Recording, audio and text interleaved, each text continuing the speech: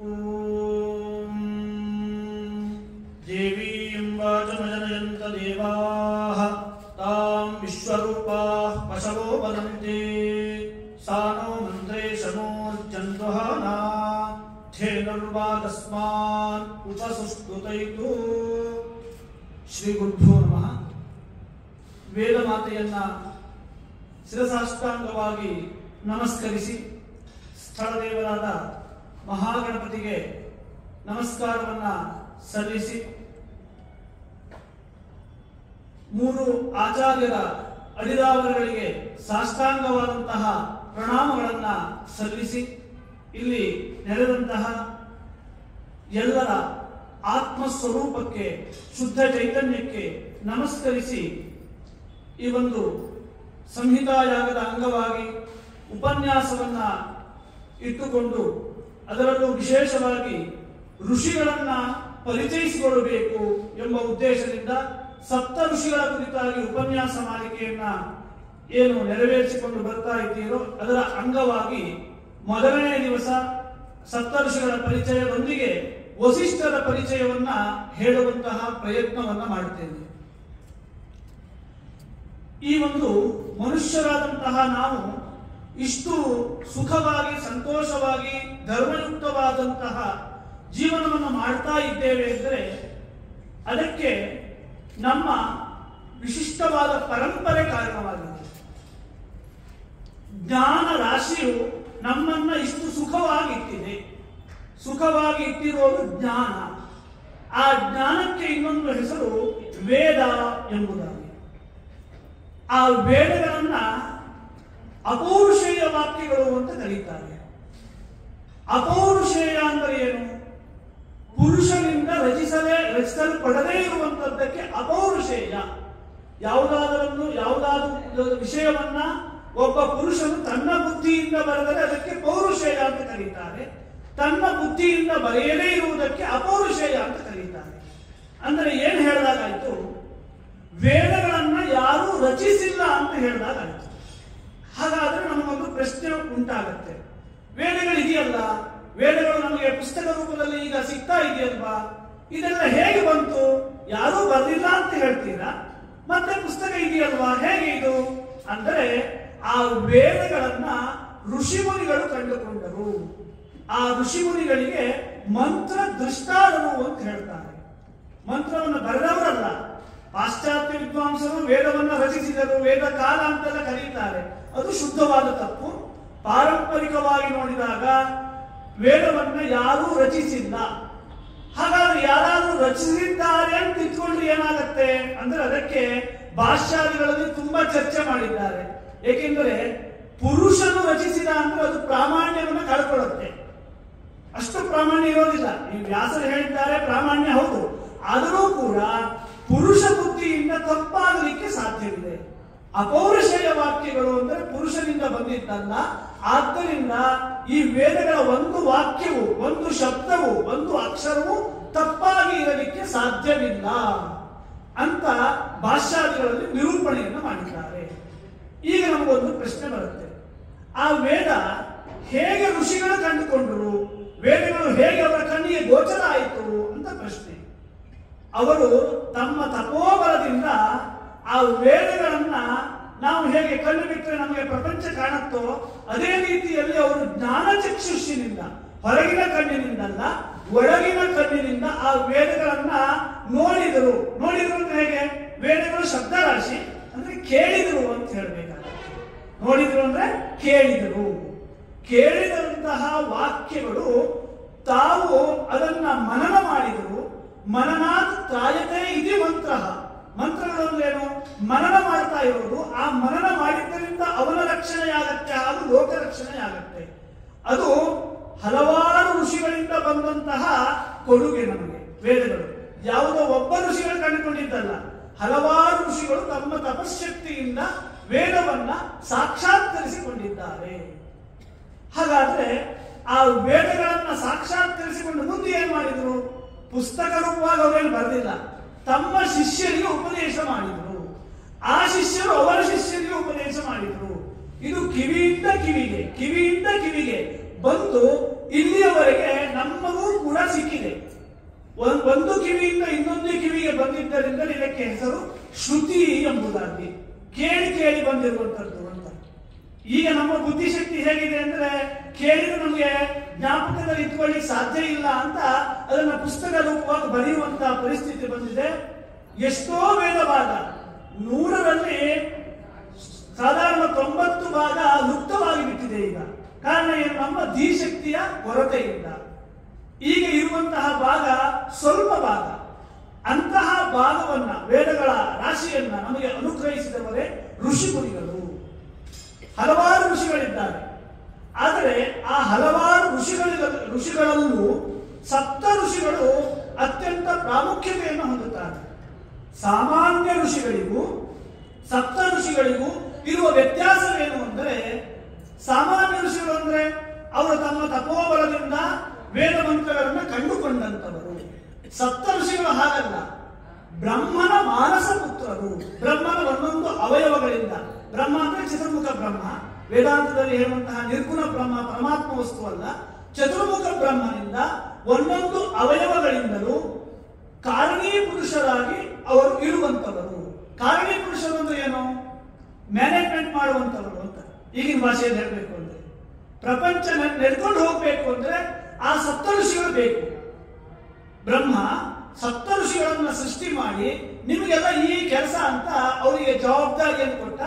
ಆ ಜವಾಬ್ದಾರಿಯ ಪ್ರಕಾರವಾಗಿ ಈ ಎಲ್ಲ ಪ್ರಪಂಚ ನಡ್ಕೊಂಡು ಬರ್ತಾ ಇದೆ. ಆ ಸಪ್ತ ಋಷಿಗಳಲ್ಲಿ ಒಂದೊಂದು ಮನ್ವಂತರಕ್ಕೂ ಬೇರೆ ಬೇರೆ ಸಪ್ತ ಋಷಿಗಳಿದ್ದಾರೆ.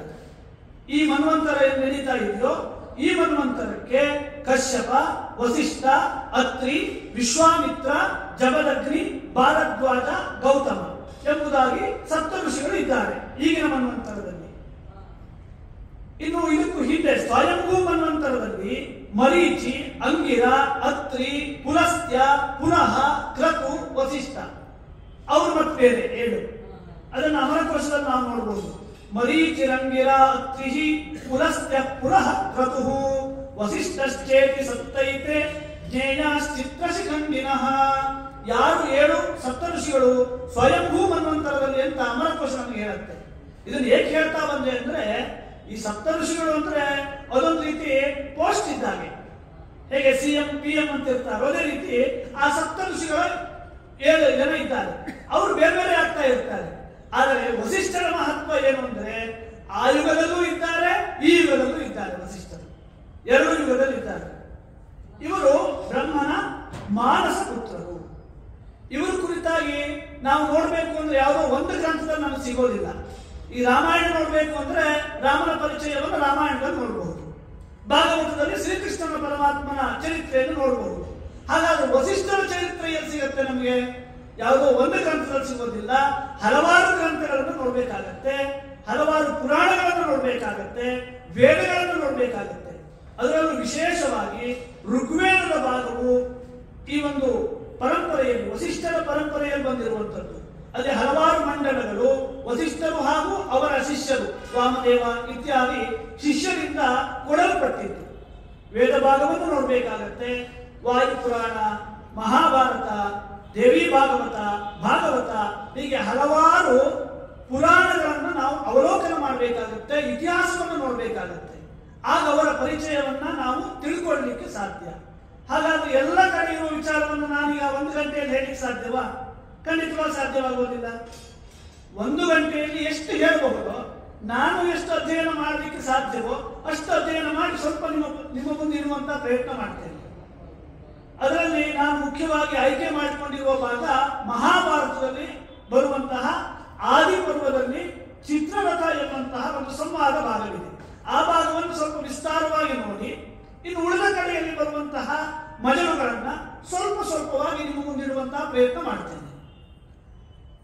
ಈ ವಸಿಷ್ಠರು ಪ್ರಜಾಪತಿಯ ಮಾನಸ ಪುತ್ರರು ಅಂತ ನಾವು ತಿಳ್ಕೊಂಡ್ವಿ.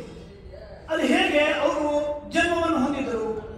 ಈಗ ನಮ್ಮಂತೆ ಆ ಮಹರ್ಷಿಗಳ ಜನ್ಮ ಇರೋದಿಲ್ಲ, ಅವರ ಜನ್ಮ ವಿಶೇಷವಾಗಿರುತ್ತೆ. ವ್ಯಾಸನ ಜನ್ಮವನ್ನು ನೋಡ್ತೇವೆ, ಶುಕರು ಹೇಗೆ ಹುಟ್ಟಿದ್ರು ಅಂತ ನೋಡ್ತೇವೆ. ಅಂದ್ರೆ ನಿಮ್ಮಂತೆ ಅವರಿಗೆ ಅವರ ಜನ್ಮವಾಗತ್ತೆ ಅಂತಿಲ್ಲ, ಆ ಜನ್ಮ ವಿಶಿಷ್ಟವಾಗತ್ತೆ. ಪ್ರಜಾಪತಿಯ ಮಗನ ಹೆಸರು ಕಶ್ಯಪ. ಆ ಕಶ್ಯಪನಿಗೆ ಹಲವಾರು ಹೆಂಡತಿ ಇದ್ದರು. ಆ ಹೆಂಡತಿಯರಲ್ಲಿ ಅದಿತಿ ಎಂಬಂತವಳಿಗೆ 2 ಅವಳಿ ಮಕ್ಕಳು ಇರ್ತಾರೆ. ಅವಳಿ ಮಕ್ಕಳ ಹೆಸರು ಮಿತ್ರ ಮತ್ತು ವರುಣ ಎಂಬುದಾಗಿ. ಆ ಮಿತ್ರ ವರುಣರು ಒಂದು ಮಹಾಯಾಗವನ್ನು ಮಾಡಬೇಕು ಅಂತ ಅನ್ಕೊಳ್ತಾರೆ. ಹೇಗೆ ನಾವು ಈಗ ಸಂಹಿತಾ ಯಾಗವನ್ನು ನೀವು ಪ್ರತಿ ವರ್ಷ ನಡೆಸ್ಕೊಂಡು ಬರ್ತಾ ಇದ್ದೀರೋ ಅದೇ ರೀತಿಯಲ್ಲಿ ಅವರು ದೊಡ್ಡ ಯಾಗವನ್ನು ಮಾಡ್ತಾರೆ. ಆ ಯಾಗದ ಸಂದರ್ಭದಲ್ಲಿ ಅನೇಕ ದೇವತೆಗಳು ಬರ್ತಾರೆ, ಋಷಿಮುನಿಗಳು ಬರ್ತಾರೆ, ಪಿತೃಗಳು ಬರ್ತಾರೆ. ಆ ಸಂದರ್ಭದಲ್ಲಿ ಊರ್ವಶಿ ಎಂಬಂತಹ ಯಾವ ಕನ್ಯೆ ಇದ್ದಾಳೋ ಅವಳು ಕೂಡ ಬಂದಿರ್ತಾರೆ. ನೈಷ್ಠಿಕವಾದಂತಹ ಬ್ರಹ್ಮಚರ್ಯದಲ್ಲಿರುವಂತಹ ಅವರು, ಆ ಮಿತ್ರಾವರ್ಣರು ಒಂದು ಕ್ಷಣ ಆ ಊರ್ವಶಿಯನ್ನು ನೋಡುತ್ತಾರೆ. ಊರ್ವಶಿಯನ್ನು ನೋಡಿದಾಗ ಅವರ ಮನಸ್ಸಿನಲ್ಲಿ ವಿಕಾರ ಉಂಟಾಗುತ್ತೆ.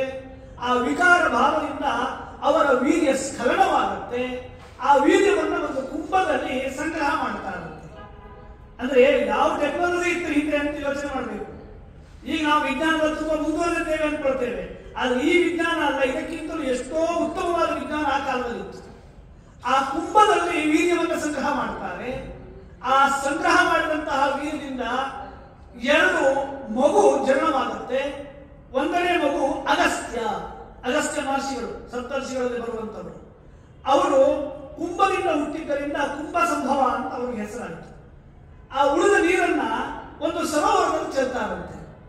ಆ ಸರೋವರದಲ್ಲಿ ಚೆಲ್ಲಿದ ನೀರಿನಲ್ಲಿ ಇನ್ನೊಂದು ವೀರ್ಯದ ಅಂಶವಿದೆಯಲ್ವಾ, ಅದು ತೇಲ್ತಾ ಹೋಗಿ ಒಂದು ಕಮಲದ ಮೇಲೆ ಕೂತ್ಕೊಳ್ಳುತ್ತೆ. ಆ ಕಮಲದಲ್ಲಿ ಒಂದು ಶಿಶು ಜನನವಾಗುತ್ತೆ. ಆ ಮಗುವೇ ವಸಿಷ್ಠ ಎಂಬುದಾಗಿ ನಾವು ಕಥೆಯಲ್ಲಿ ಕೇಳ್ತೇವೆ. ಹೀಗೆ ವಿಶಿಷ್ಟವಾಗಿ ಜನನವಾದ್ದರಿಂದ ಅವರಿಗೆ ವಸಿಷ್ಠ ಎಂಬ ಹೆಸರು ಬಂತು ಅಂತ ಒಂದು ವ್ಯಾಖ್ಯಾನ. ಅದರ ಸರಿಯಾದ ವ್ಯಾಖ್ಯಾನವನ್ನು ಮತ್ತೆ ಮಹಾಭಾರತವೇ ನಮಗೆ ತಿಳಿಸ್ಕೊಡುತ್ತೆ. ಇವರು ನಮಗೆ ಗೋತ್ರ ಪ್ರವರ್ತಕರಾಗಿದ್ದಾರೆ. ಗೋತ್ರ ಪ್ರವರ್ತಕರು ಅಂದ್ರೆ ಏನು? ಅವರ ಪರಂಪರೆಯಲ್ಲಿ ಬಂದವರು. ಈ ವಸಿಷ್ಠರು ಮಾತ್ರ ಅಲ್ಲ, ಈ ಸಪ್ತರ್ಷಿಗಳು ನಾವೆಲ್ಲ ಬೇರೆ ಬೇರೆ ಗೋತ್ರದವರು ಇದ್ದೇವೆ. ಗೋತ್ರದವರು ಇದ್ದೇವೆ ಅಂದ್ರೆ ಅರ್ಥ ಏನು? ಹಿಂದೆ ಎಷ್ಟೋ ಸಾವಿರ ತಲೆಮಾರುಗಳ ಹಿಂದೆ ನಾವು ಅವರ ಪರಂಪರೆಯಲ್ಲಿ ಬಂದವರು ಅಂತ. ಆದ್ದರಿಂದಲೇ ಗೋತ್ರ ಪ್ರವರವನ್ನು ಹೇಳ್ಕೊಂಡು ನಮಸ್ಕಾರ ಮಾಡಬೇಕಿದ್ರೆ ಆ ರೀತಿಯಲ್ಲಿ ನಾವು ನಮಸ್ಕಾರವನ್ನು ಮಾಡ್ತೇವೆ. ಇವರ ಪತ್ನಿ ಅರುಂಧತಿ ವಸಿಷ್ಠಾಭ್ಯಾಂ ನಮಃ ಅಂತ ದೇವರ ಪೂಜೆ ನಾವು ಪ್ರತಿನಿತ್ಯ ಹೇಳ್ತೇವೆ. ಏಕೆ ಹೇಳ್ತೇವೆ ಅಂದ್ರೆ ಅಂತಹ ದಂಪತಿಗಳವರು ದಿವಸ ಅವರನ್ನು ಸ್ಮರಣೆ ಮಾಡಿಕೊಳ್ಬೇಕು. ಏಕೆ ಸ್ಮರಣೆ ಮಾಡಿಕೊಳ್ಬೇಕು?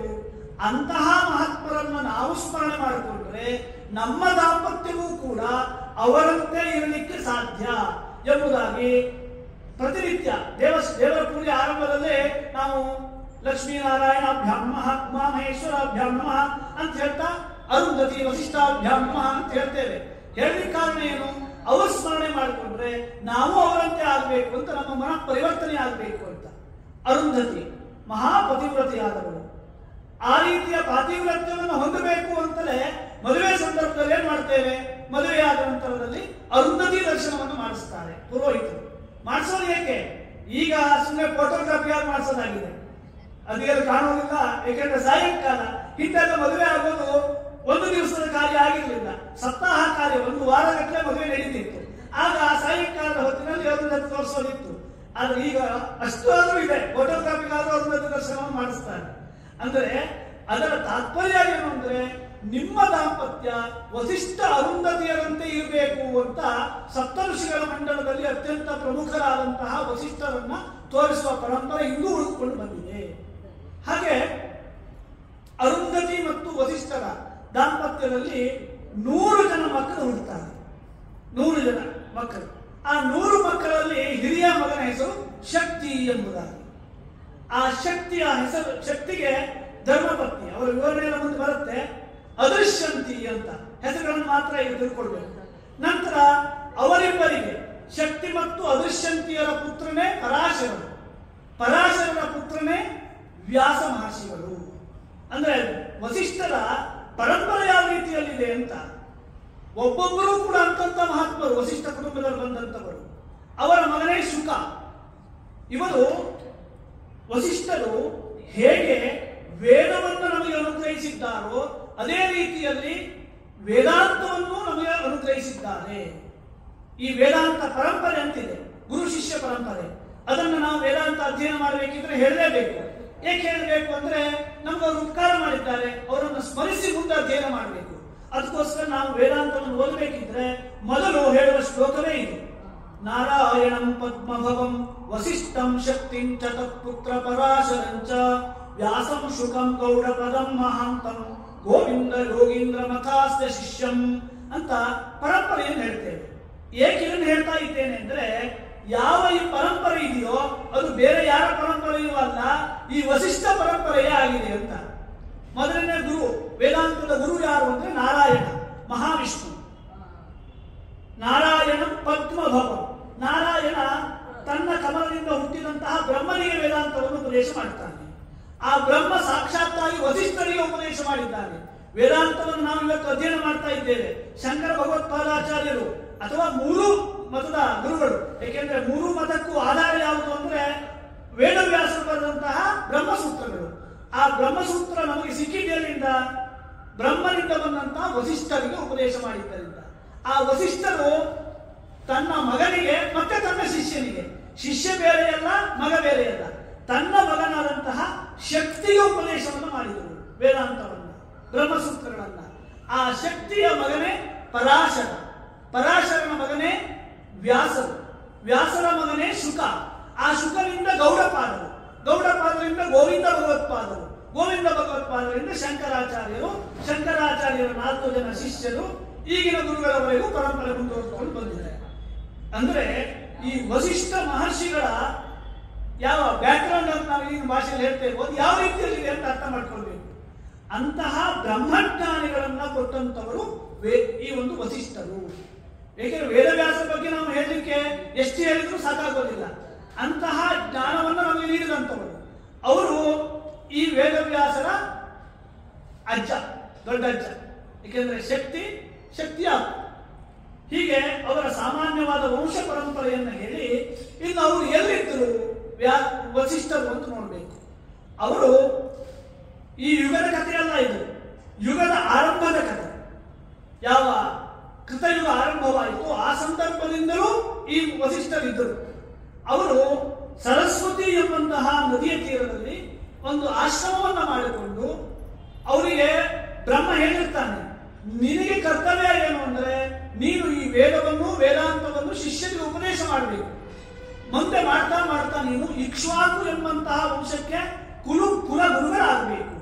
ಶ್ರೀರಾಮಚಂದ್ರನ ಅವತಾರವಾಗಬೇಕಾಗಿದೆ ಆ ಒಂದು ವಂಶದಲ್ಲಿ. ಅದಕ್ಕಾಗಿ ನೀನಿರಬೇಕು. ಅಲ್ಲಿಯವರೆಗೆ ವ್ಯವಸ್ಥೆಯಾಗುವಂತೆ ನೀನು ಇದ್ದುಕೊಂಡು ನಿನ್ನ ಕರ್ತವ್ಯವನ್ನು ಮಾಡಬೇಕು ಅಂತ ಹೇಳಿರ್ತಾರೆ. ಸರಸ್ವತಿ ನದಿ ತೀರದಲ್ಲಿ ಸಾವಿರಾರು ವಿದ್ಯಾರ್ಥಿಗಳನ್ನು ಇಟ್ಟುಕೊಂಡು ಅವರು ಪಾಠ ಪ್ರವಚನವನ್ನು ಮಾಡ್ತಾ ಇರ್ತಾರೆ. ಈಗ ಕುಲಪತಿಗಳು, ವೈಸ್ ಚಾನ್ಸಲರ್ ಅಂತ ನಾವೇನು ಹೇಳ್ತೀವಲ್ವ, ಆ ಮೊದಲನೇ ವೈಸ್ ಚಾನ್ಸಲರ್ ಯಾರು ಅಂದ್ರೆ ಅವರು ಈ ವಸಿಷ್ಠರು. ಏಕೆಂದ್ರೆ 10,000 ವಿದ್ಯಾರ್ಥಿಗಳು ಯಾವ ಗುರುಕುಲದಲ್ಲಿ ಇರ್ತಾರೋ ಅವರನ್ನ ಕುಲಪತಿಗಳು ಅಂತ ಕರೀತಿದ್ರು. ಅಂತಹ ಕುಲಪತಿಗಳು ಈ ವಸಿಷ್ಠರಾಗಿರ್ತಾರೆ. ಅವರು ತಮ್ಮ ಜೀವನವನ್ನ ಅತ್ಯಂತ ಶಾಸ್ತ್ರೀಯವಾಗಿ ಕಳೀತಾ ಇರ್ತಾರೆ.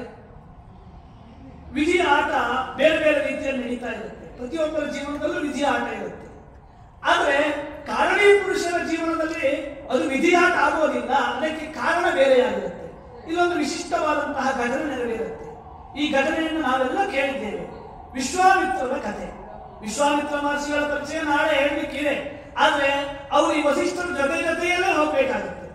ವಸಿಷ್ಠರು ಮತ್ತು ವಿಶ್ವಾಮಿತ್ರರು ಇಬ್ಬರೂ ಕೂಡ ಒಂದು ನಾಣ್ಯದ 2 ಮುಖವಿದ್ದಂತೆ.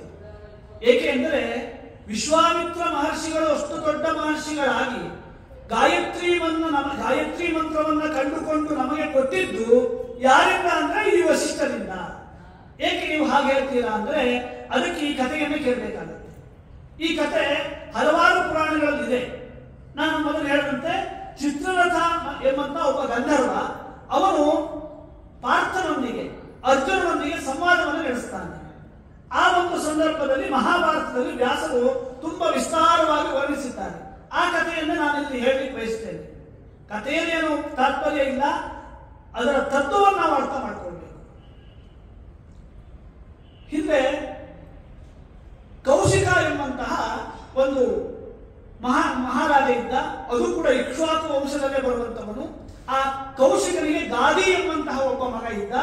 ಆ ಗಾದಿಯ ಮಗನೇ ಈಗ ನಾವು ಪ್ರಸ್ತುತದಲ್ಲಿ ಹೇಳುವಂತಹ ವಿಶ್ವಾಮಿತ್ರರು. ಕೌಶಿಕ ಅಂತ ಅವನ ಮೊದಲನೇ ಹೆಸರು. ಮಹಾಭಾರತದಲ್ಲಿ ವಿಶ್ವಾಮಿತ್ರ ಅಂತ ಕರೆದಿದ್ದಾರೆ. ಅವನು ಪ್ರಜೆಗಳನ್ನು ತನ್ನ ಸ್ವಂತ ಮಕ್ಕಳಂತೆ ಪಾಲನೆ ಪೋಷಣೆ ಮಾಡಿಕೊಂಡು ಒಳ್ಳೆ ರೀತಿಯಲ್ಲಿ ರಾಜ್ಯಭಾರ ಮಾಡ್ತಾ ಇರ್ತಾನೆ. ಅತ್ಯಂತ ಧಾರ್ಮಿಕನಾಗಿರ್ತಾನೆ. ಕಾಡು ಪ್ರಾಣಿಗಳು ಜನರಿಗೆ ತೊಂದರೆಯನ್ನು ಕೊಡ್ತಾ ಇವೆ, ಕಾಡು ಪ್ರಾಣಿಗಳು ಬೆಳೆಗಳನ್ನೆಲ್ಲ ನಾಶ ಮಾಡ್ತಾ ಇವೆ ಎಂಬಂತಹ ವರ್ತಮಾನವನ್ನು ಕೇಳಿ ಅವನು ಕಾಡಿಗೆ ಬೇಟೆಗಾಗಿ ಹೋಗ್ತಾನೆ.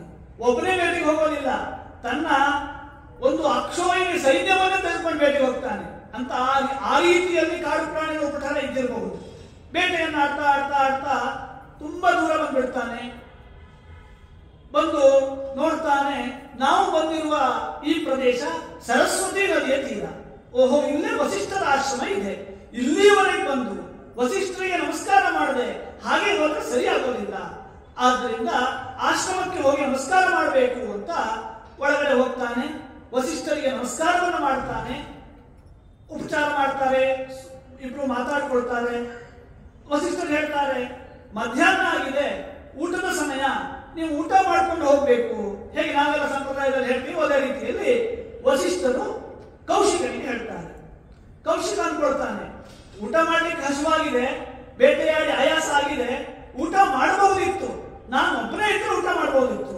ಆದ್ರೆ ನನ್ನ ಪರಿವಾರ ಇದೆ, ಚತುರಂಗ ಬಲವಿದೆ, ಲಕ್ಷಗಟ್ಟಲೆ ಸೈನಿಕರಿದ್ದಾರೆ. ಹೇಗೆ ನೀವು ಒಬ್ಬ ಸಾಮಾನ್ಯವಾದ ಬಡವರಾದ ಒಂದು ಸಣ್ಣ ಗುರುಕುಲವನ್ನು ನಡೆಸುವಂತಾದರೂ ನಮ್ಮ ಇಷ್ಟ ಮಂದಿಗೆ ಹೇಗೆ ನೀವು ಊಟ ಹಾಕ್ತೀರಾ? ಆಗೋದಿಲ್ಲ, ನಾವು ಹೋಗ್ಬಿಡ್ತೇವೆ, ಸುಮ್ಮನೆ ನಿಮ್ಗೆ ನಮಸ್ಕಾರ ಮಾಡಿ ಹೋಗ್ತೇನೆ ಅಂತ ಕೌಶಿಕ ಹೇಳ್ತಾನೆ. ವಸಿಷ್ಠರು ಹೇಳ್ತಾರೆ, ಅತಿಥಿ ಸತ್ಕಾರ ಆಗಲೇಬೇಕು, ನಾವು ಅದಕ್ಕೆ ವ್ಯವಸ್ಥೆ ಮಾಡ್ತೇವೆ, ನಾವು ಊಟಕ್ಕೆ ವ್ಯವಸ್ಥೆ ಮಾಡ್ತೇವೆ, ನೀವು ಚಿಂತೆ ಮಾಡಬೇಕಾಗಿಲ್ಲ. ಇಲ್ಲೇ ಸರಸ್ವತಿ ನದಿ ತೀರದಲ್ಲಿ ಹೋಗಿ ಸ್ನಾನ ಮಾಡಿ ಮಧ್ಯಾಹ್ನ ಊಟಕ್ಕೆ ನೀವು ಬರಬಹುದು, ಎಲ್ಲ ವ್ಯವಸ್ಥೆ ಅತ್ಯಂತ ಚೆನ್ನಾಗಾಗತ್ತೆ ಅಂತ ಹೇಳ್ತಾರೆ. ಇವರಿಗೆ ಆಶ್ಚರ್ಯ, ಹೇಗೆ ನಮ್ಮ ಈ ಲಕ್ಷಾಂತರ ಮಂದಿಗೆ ಈ ಒಂದು ಸಣ್ಣ ಗುಡಿಸಲನ್ನು ಕಟ್ಟಿಕೊಂಡು ತಮ್ಮ ಜೀವನವನ್ನೇ ಅತ್ಯಂತ ಕಷ್ಟದಲ್ಲಿ ಮಾಡ್ತಾ ಇರುವಂತಹ ಮಹರ್ಷಿಗಳು ನಮಗೆಲ್ಲ ಊಟ ಹಾಕ್ತಾರೆ, ನೋಡೋಣ ಆದ್ರು ಅಂತ ಸ್ನಾನ ಮಾಡ್ಕೊಂಡು ಬರ್ತಾರೆ. ಎಲ್ಲರಿಗೂ ಯಾವ ಯಾವ ತರದ ತಿಂಡಿ ಬೇಕೋ ಆ ಎಲ್ಲ ತರದ ತಿಂಡಿಗಳನ್ನು ಭಕ್ಷ್ಯ, ಭೋಜ್ಯ, ಲೇಖ್ಯ, ಖಾದ್ಯ ಬೇರೆ ಬೇರೆ ರೀತಿಯಲ್ಲಿ ಏನು ಮದುವೆ ಮನೆಗಳಲ್ಲೆಲ್ಲ ಮಾಡ್ತಾರಲ್ಲ ಅಷ್ಟಲ್ಲ, ಅದಕ್ಕಿಂತಲೂ ಹೆಚ್ಚು ಎಷ್ಟು ತಿಂದ್ರು ಇವರಿಗೆ ಸಾಕು ಅನ್ಸೋದು, ಅಷ್ಟು ರುಚಿಕರವಾಗಿದೆ. ಎಲ್ಲ ಸ್ವಾದಿಷ್ಟವಾದಂತಹ ಊಟವನ್ನು ಮಾಡ್ತಾರೆ. ಎಲ್ಲರಿಗೂ ಆಶ್ಚರ್ಯವಾಗುತ್ತೆ, ಸಾಮಾನ್ಯವಾದಂತಹ ಬಡವರಾದ ಈ ಋಷಿಗಳು ಇವರು ಹೇಗೆ ಇಷ್ಟು ಕಡಿಮೆ ಸಮಯದಲ್ಲಿ, ಏಕೆ ಮಧ್ಯಾಹ್ನ ಬಂದಿದ್ದಾರೆ, ನಮಗೆ ಊಟಕ್ಕೆ ಮಾಡಬೇಕು ಅಂದ್ರೆ ತಿಂಗಳಿಂದ ಸಿದ್ಧತೆ ಮಾಡ್ಕೊಳ್ಬೇಕು, ಏನಿಲ್ಲ ಸಿದ್ಧತೆ ಏನ್ ಮಾಡಿಲ್ಲ, ಎಲ್ಲಿ ಹೇಗೆ ಮಾಡಿದ್ರು ಗೊತ್ತಿಲ್ಲ, ನಮಗೆಲ್ಲ ಊಟ ಹೊಟ್ಟೆ ತುಂಬಿದೆ, ಏನಾದ್ರು ಜಾದು ಮಾಡ್ತಾ ಇದ್ದಾರೆ ಇವರು ಅಂತ ಆಶ್ಚರ್ಯ ಆಗುತ್ತೆ. ಏಕೆಂದ್ರೆ ಹೊಟ್ಟೆ ತುಂಬಿದ ಆಗಿದೆ, ಹೇಗೆ ಸಾಧ್ಯ ಅಂತ ಕುತೂಹಲ ವಿಶ್ವಾಮಿತ್ರರಿಗೆ, ಕೌಶಿಕರಿಗೆ ಬಂದು ಕೇಳ್ತಾರೆ, ಇದೆಲ್ಲ ಹೇಗೆ ಸಾಧ್ಯ ಆಯಿತು? ಇಷ್ಟು ದವಸ ಧಾನ್ಯ ನಿಮ್ಮಲ್ಲಿ ಎಲ್ಲಿತ್ತು? ನೀವು ಮಹರ್ಷಿಗಳು ಎಷ್ಟು ಸಂಗ್ರಹ ಮಾಡ್ಕೊಳ್ಬಾರ್ದು, ಹೇಗೆ ಇದನ್ನೆಲ್ಲ ಸಂಗ್ರಹ ಮಾಡ್ಕೊಂಡಿದ್ರಿ ಅಂತ ಕೇಳ್ತಾರೆ. ಆಗ ವಸಿಷ್ಠರು ಹೇಳ್ತಾರೆ, ಇದೆಲ್ಲ ನಮ್ಮ ಮನೆಯಲ್ಲಿರುವಂತಹ ನಂದಿನಿ ಎಂಬಂತಹ ಕಾಮಧೇನುವಿನ ಪ್ರಸಾದ ರೂಪವಾದಂತಹ ಊಟ ಭೋಜನ ಇದು. ಇದನ್ನು ಮಾಡಿದ್ದು ಬೇರೆ ಯಾರಲ್ಲ, ನಮ್ಮ ಮನೆಯಲ್ಲಿ ಒಂದು ಆಕಳಿದೆ, ಆ ಆಕಳು ನಿಮಗೆ ಇಷ್ಟು ಸ್ವಾದಿಷ್ಟವಾದ ಊಟವನ್ನು ಕೊಟ್ಟಿದೆ ಅಂತ ಸಂತೋಷವಾಗುತ್ತೆ ಕೌಶಿಕನಿಗೆ. ಆಗ ಸಂತೋಷ ಅಲ್ಲಿಗೆ ನಿಲ್ಲೋದಿಲ್ಲ. ಏಕೆಂದ್ರೆ ಮಹಾರಾಜರವರು ಅವ್ರ ಬುದ್ಧಿ ಇನ್ನೊಂದು ರೀತಿ ಯೋಚನೆ ಮಾಡುತ್ತೆ. ಅವರು ಬೇರೆಯವರ ಮನೆಯಲ್ಲಿರೋ ನಮ್ಮ ಮನೆಯಲ್ಲಿರಲಿ ಅಂತ ಯೋಚನೆ ಮಾಡೋರು. ಮಹರ್ಷಿಗಳು ಹೇಗೆ ನಮಗೇನಿದೆಯೋ ಅದು ಸಾಕು ಅಂತ ಅಂದ್ಕೊಳ್ಳೋರು. ಅವರ ಇಬ್ಬರ ಮನಸ್ಸಿನ ಸ್ಥಿತಿಯೇ ಬೇರೆ ಇರುತ್ತೆ. ಮಹರ್ಷಿಗಳಲ್ಲಿ ಕೇಳ್ತಾರೆ ಕೌಶಿಕ, ನಿಮ್ಮಂತವರಿಗೆ ಇಂಥ ಆಕಳಿ ಏಕೆ? ನಿಮಗೇನೋ ಹೋಮ ಮಾಡಬೇಕು ಅಂದ್ರೆ ನಾನು ನಿಮಗೆ 1,00,000 ಹಸುವನ್ನು ಕೊಟ್ಬಿಡ್ತೇನೆ, ಆ ಹಸುವನ್ನು ನಮಗೆ ಕೊಡಿ ಅಂತ ಕೇಳ್ತಾನೆ. ನೋಡಿ, ಅತಿಥಿಯಾಗಿ ಬಂದವರು ಮನೆಗೆ ಊಟವನ್ನು ಮಾಡಿ ಮನೆಯಲ್ಲಿರೋದನ್ನು ಕೊಡಿ ಅಂತ ಕೇಳ್ತಾ ಇದ್ದಾನೆ. ಈಗ 3 ರೀತಿಯಲ್ಲಿದೆ. ಒಂದು ವಸ್ತುವನ್ನ ತೆಗೆದುಕೊಳ್ಬೇಕಿದ್ರೆ, ಒಂದು ಕ್ರಯ, ಏನೋ ದುಡ್ಡು ಕೊಟ್ಟು ತಗೊಳ್ಳೋದು, ಇಲ್ಲಿ ಇದು ವಿನಿಮಯ ಅಂತ ಹೇಳ್ತಾರೆ.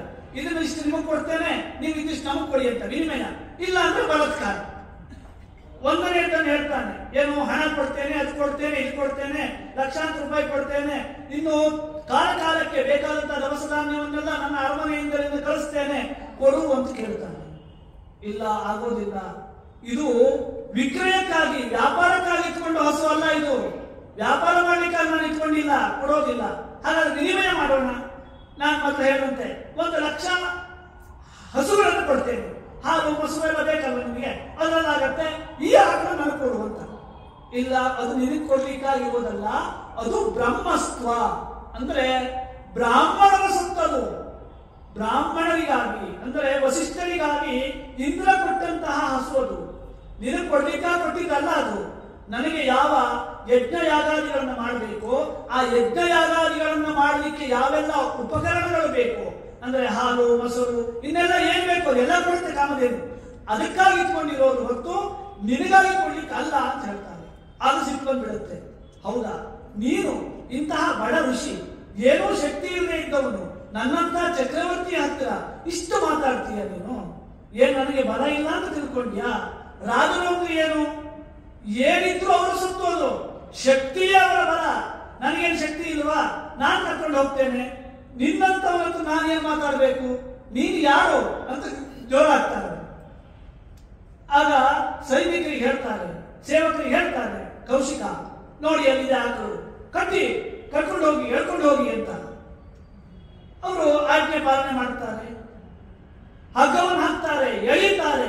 ಎಷ್ಟು ಎಳೆದ್ರೂ ಕೂಡ ಆ ಕಾಮಧೇನು ಒಂದು ಹೆಜ್ಜೆಯನ್ನು ಮುಂದಿರೋದಿಲ್ಲ. ಆಗ ಕೋಲಿನಿಂದ ಹೊಡೆಯುತ್ತಾರೆ, ತಿವಿತಾರೆ. ಆಗ ಅದಕ್ಕೆ ತುಂಬಾ ಹಿಂಸೆ ಆಗುತ್ತೆ. ಅಂಬಾ ಅಂತ ಕೂಗ್ತಾ ವಸಿಷ್ಠರ ಹತ್ರ ಬರುತ್ತೆ. ವಸಿಷ್ಠರ ಸಹಾಯವನ್ನು ಕೇಳುತ್ತೆ. ಆಗ ವಸಿಷ್ಠರು ಒಂದೇ ಮಾತು ಹೇಳ್ತಾರೆ, ಇವನು ಅತಿಥಿಯಾಗಿ ಬಂತಂತವನು, ನಾನು ಅವನನ್ನು ತಡೀಲಿಕ್ಕೆ ಸಾಧ್ಯವಿಲ್ಲ. ಮತ್ತೆ ಅವನು ಹೇಳ್ಕೊಂಡಂತೆ ಅವನು ತುಂಬಾ ಶಕ್ತಿಶಾಲಿ ಆಗಿದ್ದಾನೆ. ನನಗೇನೂ ಇಲ್ಲ, ನನಗೆ ಯಾವ ಶಕ್ತಿ ಇದೆ? ನನಗೆ ಬ್ರಹ್ಮ ತೇಜಸ್ಸೊಂದೇ ಶಕ್ತಿ, ಅವನಿಗೆ ಹಲವಾರು ಶಕ್ತಿ ಇದೆ, ಸೈನಿಕರಿದ್ದಾರೆ. ನೀನು ನಿನ್ನ ರಕ್ಷಣೆಯನ್ನು ಮಾಡಲಿಕ್ಕೆ ಸಾಧ್ಯವಾದರೆ ನೀನು ನಿನ್ನ ರಕ್ಷಣೆ ಮಾಡ್ಕೊ, ನನ್ನ ಹತ್ರ ಆಗೋದಿಲ್ಲ ಅಂತ ಅವ್ರು ಹೇಳ್ತಾರೆ. ಅಂದ್ರೆ ಅದು ಪರೀಕ್ಷೆ ಆಗ್ಬೇಕಾಗಿದೆ. ಆ ಕೌಶಿಕನ ಮನ ಪರಿವರ್ತನೆ ಆಗ್ಬೇಕಾಗಿದೆ. ಅದಕ್ಕೆ ಆ ಮಾತು ಹೇಳ್ತಾರೆ. ಹೌದಾ, ಹಾಗಾದ್ರೆ ನಾನೇ ನನ್ನ ರಕ್ಷಣೆ ಮಾಡ್ಕೊಳ್ಬೇಕಾ? ಮಾಡ್ಕೊಳ್ತೇನೆ ಅಂತ ಒಂದು ಹೂಂಕಾರವನ್ನ ಆಕಳು ಮಾಡುತ್ತೆ. ಅದರ ಒಂದು ಅಂಬಾ ಎಂಬಂತಹ ಹೂಂಕಾರಕ್ಕೆ ಯಾವ ಯಾವ ಬಗೆಯಾದಂತಹ ಕಿನ್ನರರು, ಗಂಧರ್ವರು, ರಾಕ್ಷಸರು, ಬೇರೆ ಬೇರೆ ರೀತಿಯಲ್ಲಿ ಶಬರರು, ಬೇಡರು, ಹೀಗೆ ನಾನಾ ವಿಧವಾದಂತಹ ಜನರು, ಸೇವಕರು, ಸೈನಿಕರು ಎಲ್ಲರೂ ಹುಟ್ಟುತ್ತಾರೆ ಅಂತ ಮಹಾಭಾರತ ಹೇಳುತ್ತೆ. ಎಷ್ಟು ಸಂಖ್ಯೆಯಲ್ಲಿ ಹುಟ್ಟುತ್ತಾರೆ ಅಂದ್ರೆ ಅವರ ಒಬ್ಬೊಬ್ಬ ಸೈನಿಕರಿಗೆ 7 ಮಂದಿ ಸೇವಕರು ಹುಟ್ಟುತ್ತಾರಂತೆ. ಅಂದ್ರೆ ಅವರು ಒಬ್ಬರಿದ್ದಾರೆ, ಇವರು 7 ಜನ ಹುಟ್ಟುತ್ತಾರೆ. ದಿಕ್ಕಾಪಾಲ ಓಡೋಗ್ತಾರೆ, ಯಾರಿಗೂ ನಿಲ್ಲಿಕ್ಕಾಗೋದಿಲ್ಲ. 75 ಮೈಲಿ ದೂರದಲ್ಲಿ ಅವರು ಸೈನಿಕರು ಓಡೋಗ್ತಾರೆ ಅಂತ ಮಹಾಭಾರತ ಹೇಳುತ್ತೆ. ಅಂದ್ರೆ ಅವರನ್ನು ಓಡಿಸಬೇಕಾಗಿದೆ. ಆ ರೀತಿಯಲ್ಲಿ ರೌದ್ರಾವತಾರವನ್ನ ನಂದಿನಿ ತೋರಿಸ್ತಾಳೆ. ವಿಶ್ವಾಮಿತ್ರ ಅನ್ಕೊಳ್ತಾನೆ ತಾನೇನಾದ್ರೂ ಮಾಡ್ತೇನೆ ಅಂತ. ಅವನಿಗೂ ಇರಬೇಕಾಗೋದಿಲ್ಲ, ಭಯಭೀತನಾಗಿ ಅವನು ಕಾಲ್ಕಿತ್ತು ಓಡೋಗ್ತಾನೆ. ವಸಿಷ್ಠರು ಅನ್ಕೊಳ್ತಾರೆ, ಓಹೋ ಇವನಿಗೆ ಇನ್ನೂ ಒಂದಿಷ್ಟು ನನ್ನ ಮೇಲೆ ಸೇವೆ ತೀರಿಸ್ಕೊಳ್ಬೇಕು ಅಂತ ಇದೆ. ಏಕೆಂದ್ರೆ ಇಷ್ಟಕ್ಕೆ ಅವನು ಸುಮ್ಮನೆ ಹೋಗೋದಿಲ್ಲ, ಗೊತ್ತಿದೆ ನನಗೆ. ಏನ್ ಮಾಡ್ಬೇಕು, ಇವನಿಗೆ ಸರಿಯಾದ ಮಾರ್ಗನಿರ್ದೇಶನ ಮಾಡಬೇಕು ಅಂತ ಅಂದುಕೊಂಡು ತನ್ನ ಶಿಷ್ಯನಾದಂತಹ ವಾಮದೇವನನ್ನು ಕರೀತಾರೆ. ಬೇರೆ ಯಾರಾದ್ರೂ ಏನ್ ಮಾಡ್ತಿದ್ರು, ಇನ್ನೇನೋ ಅವನಿಗೆ ಸಿಟ್ಟು ಮಾಡ್ಕೊಳ್ತಿದ್ರು, ಅವನಿಗೆ ಅನುಕೂಲ ಮಾಡಿಕೊಡಲಾಗಿತ್ತು ಕೌಶಿಕನಿಗೆ. ಆದ್ರೆ ತನ್ನ ಶಿಷ್ಯನನ್ನೇ ಕರೆದು ಹೇಳ್ತಾರೆ, ಹೇ ವಾಮದೇವ, ನೀನು ಮಾತಾಡ್ಲಿಕ್ಕೆ ಅತ್ಯಂತ ಚೆನ್ನಾಗಿ ಮಾತಾಡ್ತೀಯ, ಒಳ್ಳೆ ರೀತಿಯಲ್ಲಿ ಮಾತಾಡಿ ಅವನು ಮುಂದೆ ಹೇಗೆ ತನ್ನ ವಿರುದ್ಧವಾಗಿ ನಿಲ್ಲಬೇಕು ಅದಕ್ಕೆ ಅನುಕೂಲವಾಗಿ ನೀನು ಮಾಡಿಕೊಡು ಅಂತ ಕಳಿಸ್ತಾರೆ. ವಸಿಷ್ಠರ ಗುಣ ಎಷ್ಟು ದೊಡ್ಡದು ಅಂತ. ಅದಕ್ಕೆ ಆ ವಸಿಷ್ಠರ ಪರಿಚಯವನ್ನು ಹೇಳಲಿಕ್ಕೆ ಒಂದು ಶ್ಲೋಕ ಇದೆ.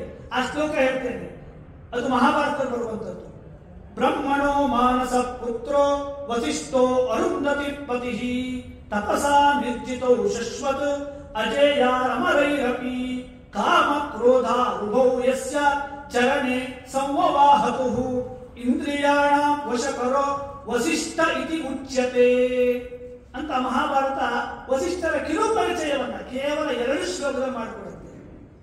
ಬ್ರಾಹ್ಮಣೋ ಮಾನಸ ಪುತ್ರೋ, ಮತ್ತೆ ಹೇಳುವಂತೆ ಬ್ರಹ್ಮನ ಮನಸ್ಸಿನಿಂದ ಹುಟ್ಟಿದವರು ವಾಸಿಷ್ಠರು, ಅರುಂಧತಿಯ ಪತಿಯಾದವರು. ಇವರು ಹೇಗಿದ್ರು ಅಂದ್ರೆ ದೇವತೆಗಳು ಜಯಿಸಲಿಕ್ಕೆ ಆಗದೇ ಇರುವಂತಹ ಕಾಮ ಮತ್ತು ಕ್ರೋಧಗಳನ್ನ ಜಯಿಸಿದ್ದರು. ಇದು ವಿಶೇಷತೆ.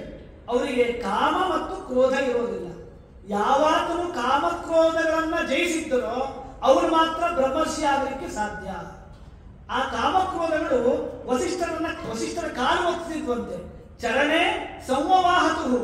ಇವರು ಕಾಲೊತ್ತವರು ಯಾರು? ಕಾಮಕ್ರೋಧಾದಿಗಳು. ಅಂದ್ರೆ ಕಾಮಕ್ರೋಧಾದಿಗಳು ಇವರ ಪಾಲಕ್ಕೆ ಸಮನಾಗಿದ್ರು ಅಂತ. ಇವರು ಹತ್ತಿರ ಸುಳಿತಾ ಇರಲಿಲ್ಲ. ಇಂದ್ರಿಯಾಣ ವಶಕರೋ ವಸಿಷ್ಠ ಇತಿ ಕಥ್ಯತೆ. ಹಿಂದೆ ಹೇಳಿದಂತೆ ವಸಿಷ್ಠ ವ್ಯಾಖ್ಯಾನ ಒಂದು. ಇದು ಮುಖ್ಯ ವ್ಯಾಖ್ಯಾನ. ಏನಂದ್ರೆ ಇಂದ್ರಿಯಗಳನ್ನ ತನ್ನ ಹತೋಟಿಯಲ್ಲಿ ಇಟ್ಟುಕೊಂಡಿರುವುದರಿಂದ ಅವನಿಗೆ ವಸಿಷ್ಠ. ಇಂದ್ರಿಯಗಳು ಯಾವುದು? ಬಾಹ್ಯೇಂದ್ರಿಯ ಮತ್ತು ಅಂತರಿಂದ್ರಿಯ. ಈ ಇಂದ್ರಿಯಗಳನ್ನ ನಿಗ್ರಹಿಸಿದ್ದರಿಂದ, ಇಂದ್ರಿಯಗಳನ್ನ ಜಯಿಸಿದ್ದರಿಂದ ಅವರಿಗೆ ವಸಿಷ್ಠ ಎಂಬುದಾಗಿ ಕರೀತಾರೆ ಅಂತ ಮಹಾಭಾರತ ವಸಿಷ್ಠರ ಪರಿಚಯವನ್ನು ಹೇಳುತ್ತೆ. ಇದನ್ನು ಏಕೆ ಹೇಳಲಿಕ್ಕೆ ಬಂದೆ ಅಂದರೆ, ಆ ವಸಿಷ್ಠರು ಆ ವಿಶ್ವಾಮಿತ್ರನು ಏನೆಲ್ಲ ಮಾಡ್ತಾನೆ ಮುಂದೆ ಅವ್ರ ಕಥೆ ಮುಂದುವರಿಯುತ್ತೆ. ಎಷ್ಟೆಲ್ಲ ಕಷ್ಟ ಕೊಡ್ತಾರೆ. ಆ ವಸಿಷ್ಠರ 100 ಮಂದಿ ಮಕ್ಕಳನ್ನು ಸಾಯುವಂತೆ ವಿಶ್ವಾಮಿತ್ರರು ಮಾಡ್ತಾರೆ. ಆದರೂ ಸ್ವಲ್ಪವೂ ಕೂಡ ವಿಶ್ವಾಮಿತ್ರರ ಮೇಲೆ ಬೇಜಾರಾಗುವುದಿಲ್ಲ. ಅವರಿಗೆ ಕಾಮ ಕ್ರೋಧವೇ ಇಲ್ಲ, ಸಿದ್ಧೇ ಬರೋದಿಲ್ಲ. ಆದ್ರಿಂದ ಇದನ್ನ ಹೇಳಿದ್ರು. ಮುಂದೆ ಏನಾಗುತ್ತೆ, ವಾಮದೇವರು ಬರ್ತಾರೆ. ಅವರು ವಸಿಷ್ಠರು ನನ್ನನ್ನು ಕಳಿಸಿದ್ರು ಅಂತ ಹೇಳೋದಿಲ್ಲ. ಯಾಕೆಂದ್ರೆ ಕಳಿಸಿದ್ರು ಅಂತ ಹೇಳಿದ್ರೆ ಮತ್ತೆ ಕೋಪ ಬಂದ್ಬಿಡುತ್ತೆ. ಆಗ ತಾನು ಯಾರು ಅಂತ ಪರಿಚಯ ಹೇಳ್ಕೊಳ್ಳೋದಿಲ್ಲ. ನಾನು ವಾಮದೇವ, ನೀನು ತಪಸ್ಸು ಮಾಡಬೇಕು. ಏಕೆ ತಪಸ್ಸು ಮಾಡಬೇಕು? ವಸಿಷ್ಠರೊಂದಿಗೆ ನೀನು ಇನ್ನು ಜಯವನ್ನು ಹೊಂದಬೇಕು ಅಂದ್ಕೊಂಡಿದ್ದೀಯಲ್ವಾ? ಜಯವನ್ನು ಹೊಂದಬೇಕು ಅಂದ್ರೆ ಅವರಿಗಿಂತಲೂ ಬಲವನ್ನು ನೀನು ಹೊಂದಬೇಕು. ಯಾರಲ್ಲಿ ತಪಸ್ಸು ಮಾಡಬೇಕು? ಈಶ್ವರನಲ್ಲಿ ಹೋಗಿ ತಪಸ್ಸು ಮಾಡು. ಅವನಲ್ಲಿ ಹೋಗಿ ಎಲ್ಲ ಶಸ್ತ್ರಾಸ್ತ್ರಗಳನ್ನ ತೆಗೆದುಕೊಂಡು ಬಾ. ಪಾಶುಪತಾಸ್ತ್ರ, ಅಗ್ನೇಸ್ತ್ರ, ವಾಯುವಸ್ತ್ರ ಯಾವುದೆಲ್ಲ ಇದೆಯೋ ಅದನ್ನೆಲ್ಲ ನೀನು ತಪಸ್ಸು ಮಾಡಿ ಪಡ್ಕೊಂಡು ಬಂದು ಮತ್ತೆ ಆಕ್ರಮಣ ಮಾಡು. ಆಗ ನಿನಗೆ ನಂದಿನಿ ಸಿಗ್ತಾಳೆ ಅಂತ ವಾಮದೇವರು ಹೇಳ್ತಾರೆ. ಏಕೆಂದ್ರೆ ಒಂದು ಮನುಷ್ಯನ ಮನಸ್ಸು ಅತ್ಯಂತ ಕಲ್ಮಶವಾದಾಗ ಅದು ಶುದ್ಧ ಆಗಬೇಕು ಅಂದ್ರೆ ಒಮ್ಮೆಲೆ ಶುದ್ಧವಾಗುವುದಿಲ್ಲ. ಇದನ್ನು ಏಕೆ ಹೇಳ್ತಾ ಇದ್ದೇನೆ ಅಂದ್ರೆ, ವಾಮದೇವರು ಪುನಃ ಅವನಿಗೆ ಬ್ರಹ್ಮನ ಕುರಿತಾಗಿ ತಪಸ್ಸು ಮಾಡುವಂತ 2ನೇ ಬಾರಿ ಹೇಳ್ತಾರೆ, 1ನೇ ಬಾರಿ ಹೇಳೋದಿಲ್ಲ. ಏಕೆ? ಯಾವುದೇ ಒಂದು ಸಾಧನೆ ಆದರೂ ಕೂಡ ಅದಕ್ಕೆ ಸ್ಥಳ ಅಂತ ಇರುತ್ತೆ. ಸ್ಟೆಪ್ ಬೈ ಸ್ಟೆಪ್ ಮಾಡಬೇಕಾಗುತ್ತೆ. ಮೊದಲು ಇವನ ಕಾಮಕ್ರೋಧಾದಿಗಳು ಸಿಟ್ಟು ಸ್ವಲ್ಪ ಇಳಿಬೇಕು. ಅದಕ್ಕೋಸ್ಕರ ಈಶ್ವರನ ತಪಸ್ಸು ಮಾಡುವಂತ ಹೇಳ್ತಾರೆ. ಅದೇ ರೀತಿಯಲ್ಲಿ ಹಿಮಾಲಯಕ್ಕೆ ಹೋಗಿ ಈಶ್ವರನಲ್ಲಿ ಘೋರವಾದಂತಹ ತಪಸ್ಸನ್ನ ಕೌಶಿಕರು ಮಾಡ್ತಾರೆ. ಈಶ್ವರನ ಅನುಗ್ರಹದಿಂದ ಪಾಶುಪತ ಮೊದಲಾದಂತಹ ಅಸ್ತ್ರಾಸ್ತ್ರಗಳನ್ನು ಪಡ್ಕೊಳ್ತಾರೆ. ಮತ್ತೆ ಬರೋದೆಲ್ಲಿಗೆ? ಅವರು ತಲೆಯಲ್ಲಿದೆ, ಹೇಗಾದ್ರೂ ಮಾಡಿ ಆ ನಂದಿನಿ ಎಂಬಂತಹ ಗೋವನ್ನ ಕಾಮಧೇನುವನ್ನ ನಾನು ನಮ್ಮ ರಾಜ್ಯಕ್ಕೆ ಹೊಡ್ಕೊಂಡು ಹೋಗ್ಬೇಕು ಅಂತ ಆಶ್ರಮದ ಹೊರಗಡೆ ಬರ್ತಾರೆ. ಈಗ ಅವರಲ್ಲಿ ಶಸ್ತ್ರ ಅಸ್ತ್ರಗಳೆಲ್ಲ ಇದೆ. ತಾನು ಬಂದಿದ್ದೇನೆ ಅಂತ ವರ್ತಮಾನವನ್ನು ತಿಳಿಸಲಿಕ್ಕೆ ಒಂದು ಬಾಣದ ತುದಿಗೆ ಒಂದು ಪತ್ರವನ್ನು ಬರೆದು, ನಾನೀಗ ಶಸ್ತ್ರಾಸ್ತ್ರಗಳನ್ನೆಲ್ಲ ಹೊಂದಿಕೊಂಡು ಬಂದಿದ್ದೇನೆ, ನೀನು ಸುಮ್ಮನೆ ಕೊಟ್ಟರೆ ಬಚಾವಾಗ್ತೀಯ, ಇಲ್ಲದೆ ಇದ್ರೆ ನಿನ್ನ ಆಶ್ರಮವನ್ನು ನಾನು ನಾಶ ಮಾಡ್ತೇನೆ ಅಂತ ಬಾಣದ ತುದಿಯಲ್ಲಿ ಒಂದು ಲೇಖನವನ್ನು ಬರೆದು ಆಶ್ರಮಕ್ಕೆ ಆ ಬಾಣವನ್ನು ಬಿಡ್ತಾರೆ. ಆ ಸಂದರ್ಭದಲ್ಲಿ ವಸಿಷ್ಠ ಇರೋದಿಲ್ಲ. ವಸಿಷ್ಠರ ಪತ್ನಿಯಾದಂತ ಅರುಂಧತಿ ಇರ್ತಾರೆ. ಏನ್ ಮಾಡೋದು? ಪತ್ರವನ್ನು ಓದ್ತಾರೆ. ವಸಿಷ್ಠರ ತೇಜಸ್ವಿ ಎಷ್ಟಿತ್ತು ಅಷ್ಟೇ ತೇಜಸ್ಸು ಅರುಂಧತಿಗೂ ಇರುತ್ತೆ. ಆ ಅರುಂಧತಿ ಯೋಚನೆ ಮಾಡೋದಿಲ್ಲ. ಯಾವ ಅಸ್ತ್ರ ಬೇಕಿದ್ರು ಬಿಡ್ಲಿ, ನಮ್ಮಲ್ಲಿರುವಂತಹ ಒಂದು ಅಸ್ತ್ರ ಇದೆಯಲ್ವಾ, ಆ ಅಸ್ತ್ರ ಎಲ್ಲವನ್ನು ಕಾಪಾಡುತ್ತೆ ಅಂತ ವಸಿಷ್ಠರ ಯಾವ ಬ್ರಹ್ಮದಂಡ ಇತ್ತು ಆ ಬ್ರಹ್ಮದಂಡವನ್ನು ಆಶ್ರಮದ ಎದುರುಗಡೆ ಇರ್ತಾರೆ. ವಸಿಷ್ಠರಿಲ್ಲ, ಆದರೆ ಆ ವಸಿಷ್ಠರ ಪ್ರತಿನಿಧಿಯಾಗಿರೋದು ಯಾವುದು? ಬ್ರಹ್ಮದಂಡ. ಅದು ವಿಶ್ವಾಮಿತ್ರನ ದೃಷ್ಟಿಯಲ್ಲಿ ಒಂದು ಬಿದಿರು ಕೋಲು. ಬ್ರಹ್ಮದಂಡ ಒಂದು ಬಿದಿರಿನ ಒಂದು ಕೋಲು. ಆ ಬಿದಿರಿನ ಕೋಲನ್ನು ಎದುರುಗಡೆ ಇರ್ತಾನೆ. ನೀನು ಏನು ಯುದ್ಧ ಬೇಕಿದ್ರು ಮಾಡು ಅಂತ. ಅವನು ಎಲ್ಲ ಅಸ್ತ್ರಗಳನ್ನು ಬಿಡ್ತಾನೆ. ಅಗ್ನೇಸ್ತ್ರ, ವಾಯುವಸ್ತ್ರ, ಏನೇನು ಅಸ್ತ್ರಗಳಿದೆಯೋ, ಪಾಶುಪತಾಸ್ತ್ರ ಎಲ್ಲವನ್ನು ಬಿಡ್ತಾನೆ. ಆದರೆ ಆ ಎಲ್ಲ ಅಸ್ತ್ರಗಳನ್ನು ಆ ಒಂದು ಬ್ರಹ್ಮದಂಡ ಎಲ್ಲವನ್ನು ನುಂಗಿ ನೀರು ಮಾಡಿಬಿಡುತ್ತೆ. ಅಂದ್ರೆ ಆ ವಸಿಷ್ಠನ ಶಕ್ತಿ ಎಷ್ಟಿರಬಹುದು? ಕೇವಲ ವಸಿಷ್ಠನ ಬ್ರಹ್ಮದಂಡಕ್ಕೆ ಎಷ್ಟು ಶಕ್ತಿ ಇರಬೇಕಿದ್ರೆ ವಸಿಷ್ಠನ ಶಕ್ತಿ ಎಷ್ಟಿರಬಹುದು ಅಂತ ವಿಶ್ವಾಮಿತ್ರನಿಗೆ ಅನ್ಸುತ್ತೆ. ಕೊನೆಗೆ ಬ್ರಹ್ಮಾಸ್ತ್ರ ಪ್ರಯೋಗವನ್ನು ಮಾಡಿರೋಣ ಅಂತ ಮಾಡ್ತಾರೆ. ಅದು ಆ ಬ್ರಹ್ಮದಂಡದ ಹತ್ತಿರ ಹೋಗಿ ಪುನಃ ಇವನಿಗೆ ಬಂದು ಇವನನ್ನ ಹೊಡೆದು ಇವರಿಗೆ ಎಚ್ಚರ ತಪ್ಪಿಸಿ ಮೂರ್ಛೆ ಹೊಂದುವಂತೆ ಇವರನ್ನು ಮಾಡುತ್ತೆ. ಮತ್ತೆ ಗುರುಗಳು ಬರ್ತಾರೆ, ವಾಮದೇವರು. ಮತ್ತೆ ಎಚ್ಚರ ಮಾಡ್ತಾರೆ, ಬ್ರಹ್ಮದಂಡಕ್ಕೆ ಕೈ ಮುಗಿದು ಶಾಂತನಾಗುವಂತ ಕೇಳ್ಕೊಳ್ತಾರೆ, ಅದು ಶಾಂತವಾಗುತ್ತೆ. ಇವರಿಗೆ ಎಚ್ಚರ ಆದಾಗ ಗುರುಗಳಿದ್ದಾರೆ, ಮತ್ತೆ ಗುರುಗಳಿಗೆ ನಮಸ್ಕಾರ ಮಾಡ್ತಾನೆ. ಗುರುಗಳೇ, ನೀವು ಹೇಳಿದಂತೆ ನಾನು ತಪಸ್ ಮಾಡಿದೆ, ಎಲ್ಲ ಅಸ್ತ್ರಾಸ್ತ್ರಗಳನ್ನು ಪಡ್ಕೊಂಡೆ, ಆದ್ರೂ ಪ್ರಯೋಜನ ಆಗಿಲ್ಲ. ಆಗ ಅವನ ಮನಸ್ಸು ಸ್ವಲ್ಪ ಅಹಂಕಾರ ಕಡಿಮೆಯಾಗಿದೆ. ಅವನು ಅನ್ಕೊಳ್ತಾನೆ, ಏನು ಈ ಮಾತನ್ನು ಎಲ್ಲರೂ ಕೇಳಿರ್ತೇವೆ, ಏನು ದಿಕ್ಬಲಂ ಕ್ಷತ್ರಿಯ ಬಲಂ ಬ್ರಹ್ಮತೇಜೋ ಬಲಂ ಬಲಂ ಅಂತ. ಆಗ ಅವನ ಮನಸ್ಸಿಗೆ ಅರ್ಥ ಆಗುತ್ತೆ, ನನ್ನ ರಾಜ್ಯ, ಶಕ್ತಿ, ಹಣ, ಶ್ರೀಮಂತಿಕೆ ಯಾವುದು ಕೆಲಸ ಮಾಡೋದಿಲ್ಲ ಬ್ರಹ್ಮ ತೇಜಸ್ಸಿನ ಮುಂದೆ. ನಾನು ವಸಿಷ್ಠರಿಗೆ ಸಮನಾಗಬೇಕು ಅಂದ್ರೆ ಏನಾಗಬೇಕು? ನಾನು ಬ್ರಹ್ಮರ್ಷಿ ಆಗಬೇಕು, ಅದಕ್ಕೋಸ್ಕರವಾಗಿ ನಾನು ಪ್ರಯತ್ನ ಮಾಡಬೇಕು ಅಂತ ಅವರು ಪ್ರಯತ್ನಕ್ಕೆ ಮುಂದುವರಿತಾರೆ. ಬ್ರಹ್ಮನಲ್ಲಿ ತಪಸ್ಸನ್ನು ಮಾಡ್ತಾರೆ. ಬ್ರಹ್ಮನು ಕೂಡ ಸಾಕ್ಷಾತ್ಕಾರವನ್ನು ಮಾಡಿ ಒಂದು ಮಾತು ಹೇಳ್ತಾನೆ, ನೀನು ಬ್ರಹ್ಮರ್ಷಿ ಆಗ್ತೀಯ. ಯಾವಾಗ ಬ್ರಹ್ಮರ್ಷಿ ಆಗ್ತೀಯ ಅಂದ್ರೆ, ಯಾವಾಗ ವಸಿಷ್ಠರು ನಿನ್ನನ್ನ ಬ್ರಹ್ಮರ್ಷಿ ಅಂತ ಕರೀತಾರೋ ಅವತ್ತು ನೀನು ಬ್ರಹ್ಮರ್ಷಿ ಆಗ್ತೀಯ. ನಾನು ಹೊರ ಕೊಡ್ಲಿಕ್ಕೆ ಆಗೋದಿಲ್ಲ ಅಂತ ಅವರು ಕೂಡ ಅದೇ ರೀತಿಯಲ್ಲಿ ಹೇಳಿ ಕಳಿಸ್ತಾರೆ. ಇದಿಷ್ಟು ವಸಿಷ್ಠ ಮತ್ತು ವಿಶ್ವಾಮಿತ್ರರ ಒಂದು ಸಂವಾದ ರೂಪವಾಗಿರುವಂಥದ್ದು. ನಂತರ ಅಲ್ಲೊಂದು ಕಥೆ ಬರುತ್ತೆ, ಕಲ್ಮಾಶಪಾದನ ಕಥೆ. ಆ ಕಲ್ಮಾಶಪಾದನ ಕಥೆಯನ್ನು ನೋಡೋಣ. ಕಲ್ಮಾಶಪಾದನು ಕೂಡ ಇಕ್ಷ್ವಾಕು ವಂಶದಲ್ಲೇ ಬಂದಂಥವನು, ಮಹಾ ತಪಸ್ವಿ. ಅಂದ್ರೆ ಒಳ್ಳೆಯ ರೀತಿಯ ರಾಜ್ಯಭಾರವನ್ನು ಮಾಡ್ತಾ ಇದ್ದಾನೆ, ಒಳ್ಳೆಯ ರೀತಿಯ ತಿಳುವಳಿಕೆ ಇದೆ. ಅವನು ರಾಜರು ಎಲ್ಲ ಮಾಡುವಂತೆ ಕಾಡು ಪ್ರಾಣಿಗಳ ಬೇಟೆಯಾಗಿ ಕಾಡಿಗೆ ಹೋಗ್ತಾನೆ, ನಾನಾ ವಿಧವಾದ ಕಾಡು ಪ್ರಾಣಿಗಳನ್ನು ಸಂಹಾರ ಮಾಡ್ತಾನೆ. ಆಯಾಸವಾಗತ್ತೆ. ಒಂದು ಕಡೆ ಕುದುರೆಗಳನ್ನೆಲ್ಲ ನಿಲ್ಲಿಸಿ ಒಂದು ಸಣ್ಣ ದಾರಿ ಇರುತ್ತೆ, ಈ ಹಳ್ಳಿಗಳಲ್ಲೆಲ್ಲ ಇರುತ್ತಾರೆ, ಒಬ್ಬರು ಮಾತ್ರ ನಡ್ಕೊಂಡು ಹೋಗುವಂತಹ ದಾರಿ. ಆ ದಾರಿಯನ್ನು ನಡ್ಕೊಂಡು ಹೋಗ್ತಾ ಇರ್ತಾನೆ. ಅದು ವಸಿಷ್ಠರ ಆಶ್ರಮದ ಹತ್ತಿರವೇ ಇರುತ್ತೆ. ವಸಿಷ್ಠರನ್ನು ನೋಡ್ಬೇಕು ಅಂತ ಅವನ ಮನಸ್ಸಿಗೆ ಇರುತ್ತೆ. ಬರ್ತಾ ಇರ್ತಾನೆ. ಮಧ್ಯದಲ್ಲಿ ವಸಿಷ್ಠರ ಮಗನಾದಂತಹ ಶಕ್ತಿ ನಡ್ಕೊಂಡು ಬರ್ತಾ ಇರ್ತಾನೆ. ಅವನಿಗೆ ಗೊತ್ತಿದೆ ಇವನು ಶಕ್ತಿ ವಸಿಷ್ಠರ ಮಗ ಅಂತ. ಆದ್ರೆ ಅಹಂಕಾರ ಇದೆ, ತಾನು ಮಹಾರಾಜ ಚಕ್ರವರ್ತಿ ಅಂತ. ಏನ್ ಹೇಳ್ತಾನೆ, ಶಕ್ತಿಯಲ್ಲಿ ದಾರಿ ಬಿಡು ದಾರಿ ಬಿಡು ಅಂತ ಹೇಳ್ತಾನೆ. ಒಬ್ರು ಮಾತ್ರ ಹೋಗ್ಬೇಕಾಗಿರುವಂತಹ ದಾರಿ ಅದು. ನಾನು ಮುಂಚೆ ಹೋಗ್ತೇನೆ, ನಾನು ಎದುರೊಳಗೆ ಇದ್ದೇವೆ, ನೀನು ಸರಿಬೇಕು, ನಾನು ಮುಂದೆ ಹೋಗ್ತೇನೆ ಅಂತ. ಆಗ ಆ ಶಕ್ತಿ ಹೇಳ್ತಾನೆ, ಈ ಲೋಕದಲ್ಲಿ ನಿಯಮ ನಿಷ್ಠೆ ಅಂತಿದ್ಯಪ್ಪ. ಬ್ರಾಹ್ಮಣರಿಗೆ ಕ್ಷತ್ರಿಯರ ದಾರಿ ಬಿಡಬೇಕು, ಅದು ನಿಯಮ. ಶ್ರುತಿ ಸ್ಮೃತಿಗಳಲ್ಲಿ ಹೇಳಿದ್ದದು ಹೊರತು ಬ್ರಾಹ್ಮಣರು ಕ್ಷತ್ರಿಯರಿಗೆ ದಾರಿ ಬಿಡೋದು ಸರಿಯಲ್ಲ. ನೀನು ನನಗೆ ಬಂದು ದಾರಿ ಬಿಡಬೇಕು, ಅದು ಸರಿಯಾಗತ್ತೆ, ಅದು ಧರ್ಮ ಆಗತ್ತೆ ಅಂತ ಹೇಳ್ತಾರೆ. ಆಗ ಆ ಮಾತನ್ನು ನೀನು ಕೇಳಲಿಕ್ಕೆ ತಾಳ್ಮೆ ಇಲ್ಲ. ಇಲ್ಲ, ನಾನು ಚಕ್ರವರ್ತಿ, ಚಕ್ರವರ್ತಿ ನೀನು ದಾರಿ ಬಿಡಬೇಕು ಅಂತ ವಾದ ನಡೆಯುತ್ತೆ. ಈ ಶಕ್ತಿಯು ಸ್ವಲ್ಪ ಸಾಮಾನ್ಯದವನಲ್ಲ, ಸ್ವಲ್ಪ ಸಿಟ್ಟಿನವನನ್ನು. ಇಲ್ಲ, ನಾನು ದಾರಿ ಬಿಡೋದಿಲ್ಲ, ನೀನು ದಾರಿ ಬಿಡು. ವಿಷಯ ಸಣ್ಣದು, ಜಗಳ ಮಾತ್ರ ದೊಡ್ಡದಾಯಿತು. ತುಂಬಾ ಹೊತ್ತು ಅದೇ ವಿಚಾರ, ನೀನು ದಾರಿ ಬಿಡು, ನೀ ದಾರಿ ಬಿಡು ಅಂತ. ಇಬ್ರು ದಾರಿ ಬಿಡ್ಲಿಕ್ಕಿಲ್ಲ. ಆಗ ಕಲ್ಮಾಶಪಾದರಿಗೆ ಸಿಟ್ಟು ಬಂದ್ಬಿಡುತ್ತೆ, ನಾನು ದಾರಿ ಬಿಡೋದಿಲ್ವಾ ಅಂತ ಹೇಳಿ ತಾನೇನು ಕುದುರೆ ಓಡಿಸ್ಲಿಕ್ಕಾಗಿ ಒಂದು ಬಾರ್ಕೋಲಲ್ಲಿ ಇಟ್ಕೊಂಡಿದ್ನೋ ಆ ಬಾರ್ಕೋಲಲ್ಲಿ ಶಕ್ತಿಗೆ ಚೆನ್ನಾಗಿ ಹೊಡಿತಾನೆ. ಶಕ್ತಿ ಮತ್ತು ಕೋಪ ಬಂತು. ನೀನು ರಾಜನಾಗಿ ಒಳ್ಳೆ ತಿಳುವಳಿಕೆಯನ್ನು ಹೊಂದಿದವನಾಗಿ ನನ್ನಂತ ಬ್ರಾಹ್ಮಣಿಗೆ ಹಿಂಸೆ ಮಾಡ್ತಾ ಇದ್ದೀಯಲ್ವಾ, ಹಿಂಸೆ ಮಾಡೋದು ರಾಕ್ಷಸರ ಗುಣ. ಆದ್ದರಿಂದ ಈ ಕ್ಷಣವೇ ನಿನಗೆ ರಾಕ್ಷಸತ್ವ ಬಂದು ಹೋಗಲಿ, ನೀನು ರಾಕ್ಷಸನಂತೆ ವರ್ತನೆ ಮಾಡುವವನಾಗಿ ಹೋಗಲಿ ಅಂತ ಘೋರವಾದ ಶಾಪ ಕೊಡ್ತಾನೆ ಸಿಟ್ಟಿನಲ್ಲಿ. ಯಾವಾಗ ಆ ಶಾಪ ಇವನಿಗೆ ಬಿತ್ತೋ ಆಗ ಇವನಿಗೆ ಪಶ್ಚಾತ್ತಾಪ ಆಗುತ್ತೆ. ಆದ್ರೆ ಇದನ್ನೆಲ್ಲ ನೋಡ್ತಾ ಇದ್ದಾರೆ ವಿಶ್ವಾಮಿತ್ರರು. ಅವರಿಗೆ ಇನ್ನೂ ದ್ವೇಷ ಭಾವನೆ ಹೋಗಿಲ್ಲ. ಹೇಗಾದ್ರೂ ಮಾಡಿ ವಸಿಷ್ಠರ ವಂಶವನ್ನು ನಾಶ ಮಾಡಬೇಕು ಅಂತ ಅವ್ರ ಮನಸ್ಸಲ್ಲಿ ಇದೆ. ಹೇಗಿದ್ರು ವಸಿಷ್ಠ ಮಹರ್ಷಿಗಳ ಪುತ್ರನಾದ ಶಕ್ತಿ ಚಕ್ರವರ್ತಿಯಾದ ಕಲ್ಮಾಶಪಾದನಿಗೆ ಶಾಪ ಕೊಟ್ಟಿದ್ದಾನೆ. ಏನು ಶಾಪ ಕೊಟ್ಟಿದ್ದಾನೆ? ನೀನು ರಾಕ್ಷಸನಾಗುವಂತ.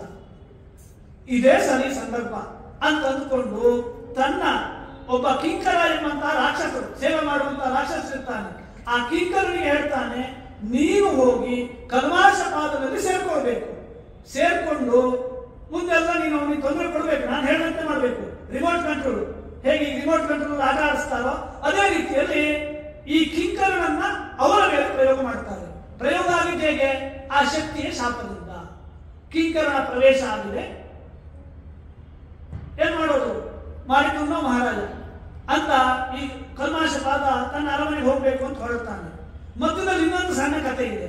ಆ ಕಥೆ ದೊಡ್ಡದು, ಚಿಕ್ಕದಾಗಿ ನಾನು ಹೇಳ್ತೇನೆ. ಒಬ್ಬ ಬ್ರಾಹ್ಮಣರಿರ್ತಾರೆ, ಮಹಾ ತೇಜಸ್ವಿಗಳು. ಇವನ ದಾರಿಯಲ್ಲಿ ಹೋಗ್ಬೇಕಿದ್ರೆ ಅವರಿಗೆ ಹಸಿವಾಗುತ್ತೆ, ನನಗೆ ಊಟ ಬೇಕು ಅಂತ ಕೇಳ್ತಾರೆ. ಹೌದಾ, ನೀನು ಇಲ್ಲೇ ಇರು, ನಿನ್ಗೆ ನಾನು ಊಟಕ್ಕೆ ವ್ಯವಸ್ಥೆ ಮಾಡ್ತೇನೆ ಅಂತ ಹೇಳಿ ಇವನು ಅರಮನೆಗೆ ಹೋಗ್ತಾನೆ. ಇಲ್ಲ ಅರಮನೆಗೆ ಬಂದಾಗ ಅವನಿಗೆ ಊಟ ಕೊಡ್ತೇನೆ, ಊಟ ಕಳಿಸ್ತೇನೆ ಹೇಳೋದು ಮರ್ತೋಗುತ್ತೆ. ರಾತ್ರಿ ತಡರಾತ್ರಿ ಅಂದ್ರೆ ಮಧ್ಯರಾತ್ರಿ ಆದ ನೆನಪು ಬರುತ್ತೆ. ಓಹೋ, ಒಂದು ಬ್ರಾಹ್ಮಣನನ್ನ ನಾನು ಹಾಗೆ ನಿಲ್ಸ್ಕೊಂಡಿದ್ದೇನೆ, ಊಟ ಹಾಕ್ತೇನೆ ಅಂತ ಹೇಳಿದ್ದೇನೆ, ಊಟವನ್ನು ಕಳಿಸ್ಲಿಲ್ಲ, ಏನ್ ಮಾಡೋದು? ಅಡಿಗೆ ಭಟ್ರಿಗೆ ಹೇಳ್ತಾನೆ, ಬೇಗ ಊಟ ರೆಡಿ ಮಾಡಿ ಅದು ಕಳಿಸ್ಬೇಕು ಅಂತ. ಅವನು ಏನ್ ಮಾಡ್ತಾನೆ, ನರಮಾಂಸವನ್ನ, ಅದಕ್ಕೆ ಕಥೆ ತುಂಬಾ ಇದೆ, ಇಷ್ಟೇ ಹೇಳ್ತಾ ಇದ್ದೇನೆ, ಮನುಷ್ಯನ ಮಾಂಸದಿಂದ ಮಾಡಿದಂತ ಅಡುಗೆಯನ್ನು ಅವನಿಗೆ ತೆಗೆದುಕೊಂಡು ಹೋಗಿ ಕೊಟ್ಬಿಡ್ತಾನೆ ಅಡಿಗೆ ಭಟ್ರಿಗೆ. ಅವನೇ ಹೇಳಿರ್ತಾನೆ ಕಲ್ಮಾಶವಾದ, ಯಾವುದೋ ಸಿಗೈತು ನರಮಾಂಸವನ್ನಾದ್ರೂ ಅವನಿಗೆ ಕೊಟ್ಬಿಡು ಅಂತ. ಆ ರೀತಿಯಲ್ಲಿ ನರಮಾಂಸವನ್ನ ನೋಡಿದಂತಹ ಮಹರ್ಷಿಗಳು ಅತ್ಯಂತ ಕುಪಿತರಾಗಿ ಶಾಪವನ್ನು ಕೊಡ್ತಾರೆ.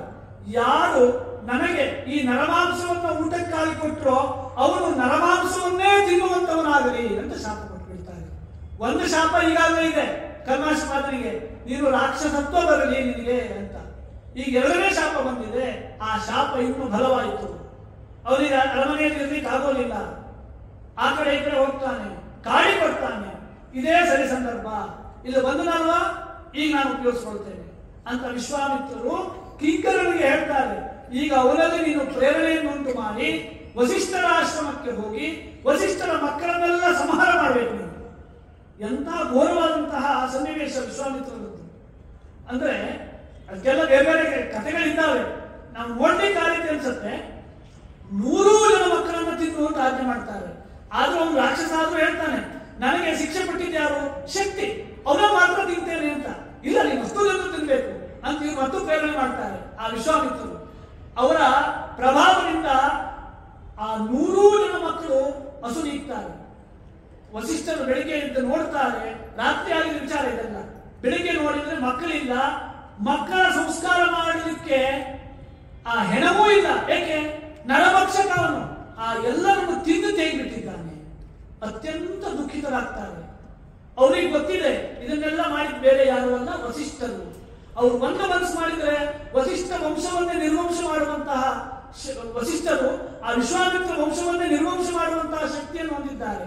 ಆದ್ರೆ ಹಾಗೆ ಮಾಡೋದೇ ಇಲ್ಲ. ಏಕೆ?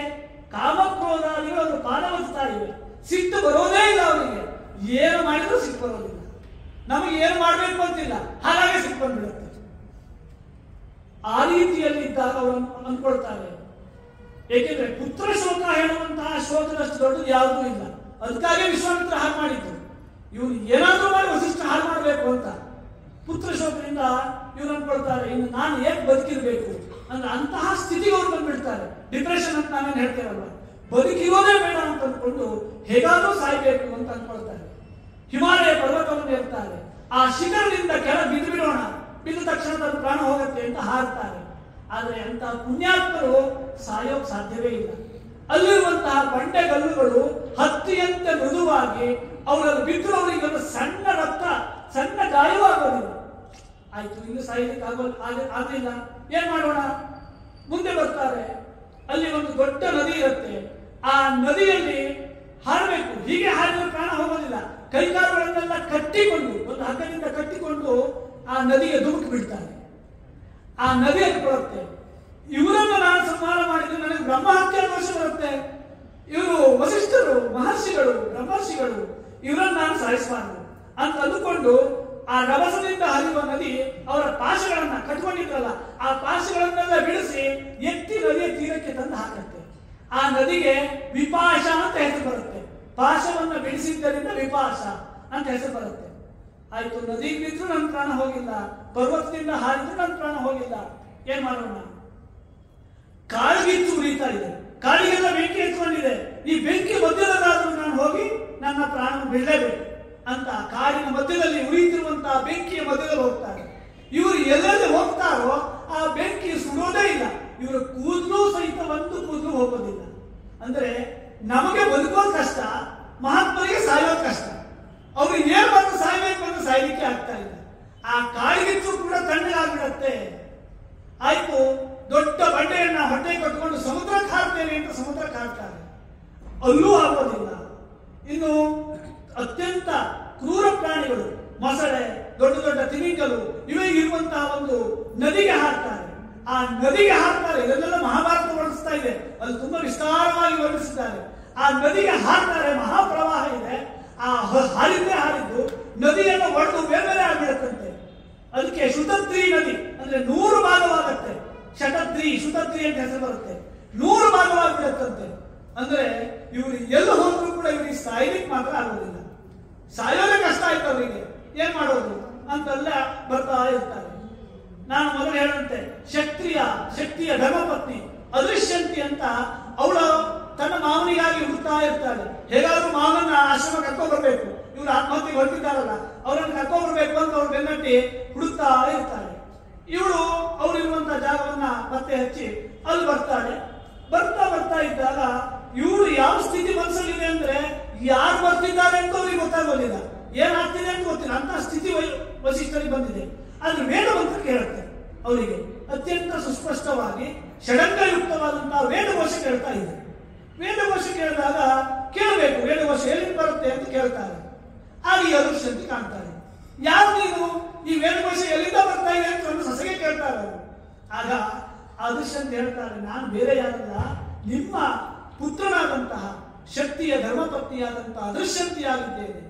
ಹಾಗಿದ್ರೆ ವೇದ ಹೇಳ್ತಾ ಇರೋರು ಯಾರು, ಬೇರೆ ಯಾರಲ್ಲ, ನನ್ನ ಗರ್ಭದಲ್ಲಿರುವಂತಹ ನಿಮ್ಮ ಮೊಮ್ಮಗ ಹೇಳ್ತಾ ಇದ್ದಾನೆ ಅಂತ ಹೇಳ್ತಾರೆ. ಅಂದ್ರೆ ಆ ರೀತಿಯಲ್ಲಿ ವೇದಘೋಷವನ್ನೇ ಕೇಳ್ತಾ ಗರ್ಭದಲ್ಲಿರುವಂತಹ ಶಿಶುವೆ ವೇದವನ್ನು ತಿಳ್ಕೊಂಡಿತ್ತು, ವೇದಘೋಷ ಹೇಳ್ತಾ ಇತ್ತು. ಆಗ ಇವರಿಗೆ ಏನೋ ಒಂದು ರೀತಿ ಮನಸ್ಸಿಗೆ ಸಂತೋಷ ಆಗುತ್ತೆ. ಏಕೆ, ಮೊಮ್ಮಗ ಇದ್ದಾನಲ್ಲ, ಮಕ್ಕಳೆಲ್ಲ ಹೋದ್ರು ಕೂಡ ನನ್ನ ವಂಶವನ್ನು ಉದ್ಧಾರ ಮಾಡುವಂತಹ ಮೊಮ್ಮಗ ಇದ್ದಾನಲ್ಲ ಅಂತ ಬದುಕುವ ಇಚ್ಛೆ ಉಂಟಾಗುತ್ತೆ. ಆಯ್ತು ಹೋಗೋಣ ಆಶ್ರಮಕ್ಕೆ ಅಂತ ಆಶ್ರಮದ ಕಡೆ ಕರ್ಕೊಂಡು ಬರ್ತಾರೆ ವಸಿಷ್ಠರು. ವಿಶ್ವಾಮಿತ್ರರಿಗೆ ಈ ವಿಷಯ ಗೊತ್ತಾಗುತ್ತೆ. ಓಹೋ, ಏನ್ ಮಾಡಿದ್ರೆ ಮೋಸ ಆಯ್ತು, ಇನ್ನೂ ವಸಿಷ್ಠ ವಂಶ ಉಳಿದ್ಬಿಡ್ತಲ್ಲ, ಏನ್ ಮಾಡ್ಲಿ, ವಸಿಷ್ಠ ಸಹಿತವಾಗಿ ಅದೃಶ್ಯಂತಿಯನ್ನು ತಿನ್ಬೇಕೀಗ ಅಂತ ಮತ್ತೆ ಆ ಕಲ್ಮಾಶಪಾಲವನ್ನು ಕಳಿಸ್ತಾರೆ. ವಸಿಷ್ಠರು ಆ ದಿವಸ ಮನಸ್ಸು ಮಾಡಿದ್ರೆ 3 ಜನ ಮಕ್ಕಳನ್ನು ಉಳಿಸ್ಕೊಳ್ಬಹುದಿತ್ತು, ಅವರಿಗೇನು ದೊಡ್ಡದಿರ್ಲಿಲ್ಲ, ಆದ್ರೆ ಅವ್ರು ಹಾಗೆ ಮಾಡಲಿಲ್ಲ, ಮಾನವ ಸ್ವಭಾವ ಅಂತಿದ್ರು. ಆದ್ರೆ ಈಗ ಸಿಟ್ಟು ಬಂದ್ಬಿಟ್ಟಿದ್ರು. ಈಗ ಸ್ವಲ್ಪ ಹುಂಕಾರವನ್ನ ಮಾಡಿ ಅವರ ಮೇಲೆ ತಮ್ಮ ಕಮಂಡಲದಲ್ಲಿರುವಂತಹ ತೀರ್ಥವನ್ನ ಅವರಿಗೆ ಹಾಕ್ತಾರೆ. ಆ ಬ್ರಹ್ಮ ವರ್ಚಸ್ಸಿನ ಪ್ರಭಾವದಿಂದ ಅವನ ಶಾಪ, ಆ ಕಿಂಕರ ಎಂಬಂತಹ ಯಾವ ರಾಕ್ಷಸ ಇದ್ದನೋ ಅವನ ಪ್ರಯೋಗ ಎಲ್ಲವೂ ಕೂಡ ಬಿದ್ದು ಹೋಗುತ್ತೆ. ಆ ಕಿಂಕರ ಎಂಬ ರಾಕ್ಷಸ ಓಡಿ ಹೋಗ್ತಾನೆ. ಆಗ ಅವನಿಗೆ ನೆನಪು ಬರುತ್ತೆ, ನಾನು ಮಹಾರಾಜ, ನಾನು ಈ ರೀತಿಯಲ್ಲಿ ಮಾಡಿದ ತಪ್ಪು ಅಂತ ಅವರಿಗೆ ನಮಸ್ಕಾರ ಮಾಡ್ತಾನೆ. ವಸಿಷ್ಠರಲ್ಲಿ ಕ್ಷಮೆ ಕೇಳ್ತಾನೆ. ಏಕೆಂದ್ರೆ ವಸಿಷ್ಠರೇ ಕುಲಪುರೋಹಿತರು, ಅವನಿಗೆ ಕುಲಪುರೋಹಿತರಿಗೆ ಅವರ ಮಕ್ಕಳನ್ನೇ ನಾನು ಸಂಹಾರ ಮಾಡಿದೆ, ನನ್ನ ಕ್ಷಮೆ ಮಾಡಬೇಕು ಅಂತ ಕೇಳಿಕೊಂಡು ನಮಸ್ಕಾರ ಮಾಡ್ತಾನೆ. ಹಾಗಾದ್ರೆ ನಾನು ಮಾಡಿದ ತಪ್ಪಿಗೆ ಏನ್ ಮಾಡಬೇಕು, ಇನ್ನೇನು ತಪ್ಪು ಮಾಡಬೇಡ, ನೀನು ಇನ್ನು ಯಾವತ್ತೂ ಕೂಡ ಬ್ರಾಹ್ಮಣರ ನಿಂದೆಯನ್ನು ಮಾಡಬೇಡ, ಬ್ರಾಹ್ಮಣರಿಗೆ ಬೈಬೇಡ, ರಾಜ್ಯಭಾರ ಮಾಡು, ನಿನಗೆ ನಾನು ಸಿಟ್ಟು ಮಾಡಿಕೊಳ್ಳೋದಿಲ್ಲ, ನೀನು ಏಕೆಂದ್ರೆ ನನ್ನ ಶಿಷ್ಯನಾಗಿದ್ದೀಯ, ಹೋಗು ಅಂತ ಅವರು ಕಳಿಸ್ಕೊಡ್ತಾರೆ. ಹೀಗೆ ತಮ್ಮ 100 ಜನ ಮಕ್ಕಳನ್ನ ಸಂಹಾರ ಮಾಡಿದಂಥವರಿಗೆ ಕ್ಷಮೆಯನ್ನು ಕೊಡ್ತಾರೆ. ಮತ್ತೆ ಒಂದು ವಿಶೇಷವಾದ ಕಥೆ ಇದೆ, ಮತ್ತೆ ಮುಂದೆ ಬರುತ್ತದೆ. ಅಂದ್ರೆ ವಸಿಷ್ಠರೇ ಆ ಕಲ್ಮಾಶಪಾಲನ ಪತ್ನಿಯಾದಂತಹ ಮದಯಂತಿ ಅಂತ ಅವಳ ಹೆಸರು, ಅವರಿಗೆ ಪುತ್ರರಾಗುವಂತೆ ಅನುಗ್ರಹವನ್ನು ಮಾಡ್ತಾರೆ. ಇದು ಹೇಗೆ ಅಂತ ಮಹಾಭಾರತದಲ್ಲೇ ಬರುತ್ತೆ. ಇದು ಕೂಡ ವಸಿಷ್ಠರ ಸಂಬಂಧವಾದ ಕಥೆ ಆದ್ದರಿಂದ ಹೇಳ್ತೇನೆ. ಯಾವ ಕಲ್ಮಾಶಪಾದ ನರಭಕ್ಷಣೆಯನ್ನು ಮಾಡ್ತಾ ಕಾಡಿನಲ್ಲಿ ತಿರುಗ್ತಾ ಇದ್ದನೋ, ಒಂದ್ ದಿವಸ ಅವನಿಗೆ ತಿನ್ಲಿಕ್ಕೆ ಯಾವ ಮನುಷ್ಯರು ಸಿಗೋದಿಲ್ಲ. ಕಾಡು ದೊಡ್ಡ ಕಾಡು, ಆದ್ರೂ ಅಲ್ಲಿ ಒಂದು ಬ್ರಾಹ್ಮಣನ ಮನೆ ಇರುತ್ತೆ. ಆ ಬ್ರಾಹ್ಮಣನ ಮನೆಯಲ್ಲಿ ದಂಪತಿಗಳು ವಾಸ ಮಾಡ್ತಾ ಇದ್ದಾರೆ. ಅದು ಯಾವ ರೀತಿಯ ಸಂದರ್ಭ ಆಗಿದೆ ಅವನು ಬಂದಿದ್ದ ಸಂದರ್ಭ ಅಂದ್ರೆ, ಆ ಬ್ರಾಹ್ಮಣನ ಪತ್ನಿ ಋತುಮತಿಯಾಗಿ ಸ್ನಾನವನ್ನು ಮಾಡಿ ಇನ್ನೇನು ಸಂತಾನವನ್ನು ಪಡೆಯಬೇಕು ಎಂಬಂತಹ ಸಂದರ್ಭ. ಸಂತಾನಕ್ಕಾಗಿ ಇಬ್ಬರು ಮೇಳನ ಮಾಡ್ತಾ ಇದ್ದಾರೆ. ಆ ಸಂದರ್ಭದಲ್ಲಿ ಇವನು ಬಂದ್ಬಿಟ್ಟಿದ್ದಾನೆ ಕಲ್ಮಾಶಪಾದ. ಅವನಿಗೆ ಯಾವ ವಿವೇಕವೂ ಇಲ್ಲ. ಅವ್ರು ಬಂದಿದ್ದು ರಾಕ್ಷಸ ಬಂದ ಅಂತ ಹೇಳಿ ಇಬ್ರು ಓಡೋಗ್ತಾರೆ. ಓಡಿ ಹೋದ್ರು ಇವನೇನು ಬಿಡೋದಿಲ್ಲ. ಬ್ರಾಹ್ಮಣನನ್ನು ಹಿಡ್ಕೊಳ್ತಾನೆ. ಪತ್ನಿ ಬಂದು ನಮಸ್ಕಾರ ಮಾಡಿ ಕೇಳ್ಕೊಳ್ತಾಳೆ, ನೀನು ಈ ರೀತಿ ಮಾಡ್ತಿರೋ ತಪ್ಪು, ಬ್ರಹ್ಮಹತ್ಯೆ ಮಾಡಬಾರದು, ಅದರಲ್ಲೂ ಕೂಡ ಸಂತಾನವನ್ನು ಬಯಸಿ ನಾನು ಸೇರುವಂತಹ ಸಂದರ್ಭದಲ್ಲಿ ನೀನು ನಮಗೆ ಇಂಥ ಉಪಟಳ ಕೊಡ್ತಾ ಇದ್ದೀಯಲ್ವಾ, ನಿನಗೆ ಒಳ್ಳೇದಾಗೋದಿಲ್ಲ, ನೀನು ಮಾಡಬೇಡ, ಇವನನ್ನು ಬಿಟ್ಟು ಬಿಡು ಅಂತ ಕೇಳ್ಕೊಳ್ತಾನೆ. ಯಾವ ವಿವೇಕವೂ ಇಲ್ಲ. ಒಂದೇ ಸುತ್ತಿಗೆ ಅವನು ತನ್ನ ಬಾಯಿಯೊಳಗೆ ಹಾಕೊಂಡು ಬಿಡ್ತಾನೆ. ಇವಳಿಗೆ ಅತ್ಯಂತ ದುಃಖ ಆಗತ್ತೆ. ಏಕೆಂದರೆ ಕೇಳ್ಕೊಳ್ತಾಳೆ, ನಾವು ನಮ್ಮ ಮುಂದಿನ ಸಂತಾನವನ್ನು ಬೆಳೆಸ್ಕೊಳ್ಳಿಕ್ಕಾಗಿರುವಂತಹ ಸಂದರ್ಭ, ಈಗಾದ್ರೂ ನೀನು ಬಿಡು ಅಂತ ಕೇಳ್ತಾಳೆ. ಆದ್ರೆ ಅವನು ಬಿಡೋದಿಲ್ಲ. ಆಗ ಅವರು ಶಾಪವನ್ನು ಹಾಕ್ತಾಳೆ. ನೀನು ಈ ರೀತಿಯಲ್ಲಿ ಅಮಾನುಷ್ಯವಾಗಿ ನಾವಿಬ್ಬರು ಸೇರುವಂತಹ ಸಂದರ್ಭದಲ್ಲಿ ನಮ್ಮನ್ನ ಬೇರೆ ಮಾಡಿ ನನ್ನ ಪತಿಯನ್ನ ನೀನು ತಿಂದಿದ್ದರಿಂದ ನೀನು ಸಂತಾನಕ್ಕಾಗಿ ನಿನ್ನ ಪತ್ನಿಯೊಡನೆ ಸಂಯೋಗವನ್ನು ಹೊಂದುವಂತಹ ಸಂದರ್ಭದಲ್ಲೇ ನಿನಗೆ ಮರಣ ಉಂಟಾಗಲಿ ಎಂಬ ಘೋರವಾದ ಶಾಪವನ್ನ ಅಂಗೀರಸ ಎಂಬಂತಹ ಅಂಗೀರಸಿ ಅಂತ ಅವಳ ಹೆಸರು, ಅವಳು ಶಾಪವನ್ನು ಕೊಡ್ತಾಳೆ. ಅಂದ್ರೆ ಎಂತೆಂತ ಕಥೆ ನಡೆದು ಹೋಗುತ್ತೆ ಆ ಕಲ್ಮಾಶಪಾತನ ಜೀವನದಲ್ಲಿ. ಅವನಿಗೆ ಈ ವಿಚಾರ ಗೊತ್ತಿರೋದಿಲ್ಲ. ಆದರೆ ಈ ವಿಚಾರವನ್ನ ಮನೆಯಂತೆ ತಿಳಿದಿರ್ತಾಳೆ. ಯಾಕೆಂದ್ರೆ ಅವಳು ಇವ್ ಗಂಡ ಎಲ್ಲಿ ಹೋದ ಅಂತೆಲ್ಲ ನೋಡ್ತಾ ಇರ್ತಾಳೆ. ಯಾಕೆಂದ್ರೆ ಗಂಡನ ಭಕ್ತಿ, ಗಂಡನನ್ನು ನೋಡ್ಬೇಕು ಅಂತ ಇವಳು ಅವಳನ್ನ ನೋಡ್ತಾನೆ ಇರ್ತಾಳೆ. ಈ ಶಾಪ ಅವಳಿಗೆ ಗೊತ್ತಿರುತ್ತೆ, ಇದು ಇವನಿಗೆ ಗೊತ್ತಿರೋದಿಲ್ಲ. ಆದ್ರೆ ಮತ್ತೆ ರಾಜ್ಯಕ್ಕೆ ಬಂದು ಸಂತಾನವನ್ನು ಅಪೇಕ್ಷಿಸಿ ಯಾವಾಗ ಇವಳೊಂದಿಗೆ ಇವನು ಸಂಯೋಗವನ್ನು ಮಾಡಬೇಕು ಅಂತ ಅಂದ್ಕೊಳ್ತಾನೋ ಆಗ ಹೇಳ್ತಾಳೆ ವಿಚಾರವನ್ನ. ನೀನು ನನ್ನೊಂದಿಗೆ ಸೇರಿದರೆ ಆ ಕ್ಷಣದಲ್ಲೇ ನಿನಗೆ ಮರಣವಾಗುತ್ತೆ. ಹಾಗಾದ್ರೆ ಇದು ಪರಿಹಾರ ಏನು? ಅದಕ್ಕೆ ಅವಳೇ ಹೇಳಿರ್ತಾಳೆ, ಯಾರು ನಿನ್ನ ಕುಲಗುರುಗಳಿದ್ದಾರೋ, ಯಾರ ಮಕ್ಕಳನ್ನ ನೀನು ತಿಂದಿದ್ದೀಯೋ ಅವರೇ ನಿನ್ನ ಮಕ್ಕಳನ್ನು ಅನುಗ್ರಹಿಸಬೇಕು. ಆಗ ಮಾತ್ರ ನಿನ್ನ ಕುಲ ಮುಂದುವರಿಯುತ್ತೆ ಅಂತ ಹೇಳಿ ಶಾಪಕ್ಕೂ ವಿಮೋಚನೆಯನ್ನು ಅವಳೇ ಹೇಳಿರ್ತಾಳೆ. ಆಗ ವಿಷಯವನ್ನು ತಿಳಿದು ಮತ್ತೆ ಕಲ್ಮಾಶಪಾದ ವಸಿಷ್ಠರ ಹತ್ರ ಬರ್ತಾನೆ. ನಮಸ್ಕಾರ ಮಾಡಿಕೊಂಡು ತನ್ನ ಅಪರಾಧ ಕ್ಷಮೆ ಮಾಡಬೇಕು, ನಿಮ್ಮಿಂದಲೇ ನಮಗೆ ಪುತ್ರರಾಗಬೇಕು ಅಂತ ಕೇಳಿಕೊಳ್ತಾರೆ. ಅಂದ್ರೆ ಹಿಂದೆಲ್ಲ ಆ ರೀತಿ ಕ್ರಮ ಇತ್ತು. ಏಕೆ, ನಾವು ವ್ಯಾಸರ ಕಥೆಯನ್ನು ಕೇಳ್ತೇವೆ ಮಹಾಭಾರತದಲ್ಲಿ, ಅವರಿಂದಲೇ ಮುಂದೆ ಸಂತಾನ ಉಂಟಾಗುತ್ತೆ ಅಂತ ಮಹಾಭಾರತದಲ್ಲೇ ಇದೆ ಅಲ್ವಾ. ಅಂದ್ರೆ ಆ ರೀತಿಯಲ್ಲಿ ಗುರುಗಳಿಂದ ಸಂತಾನವನ್ನು ಪಡೆಯುವಂತಹ ನಿಯೋಗ ಪದ್ಧತಿ ಅಂತ ಹೇಳ್ತಾರೆ. ಆ ನಿಯೋಗ ಪದ್ಧತಿ ಇತ್ತು.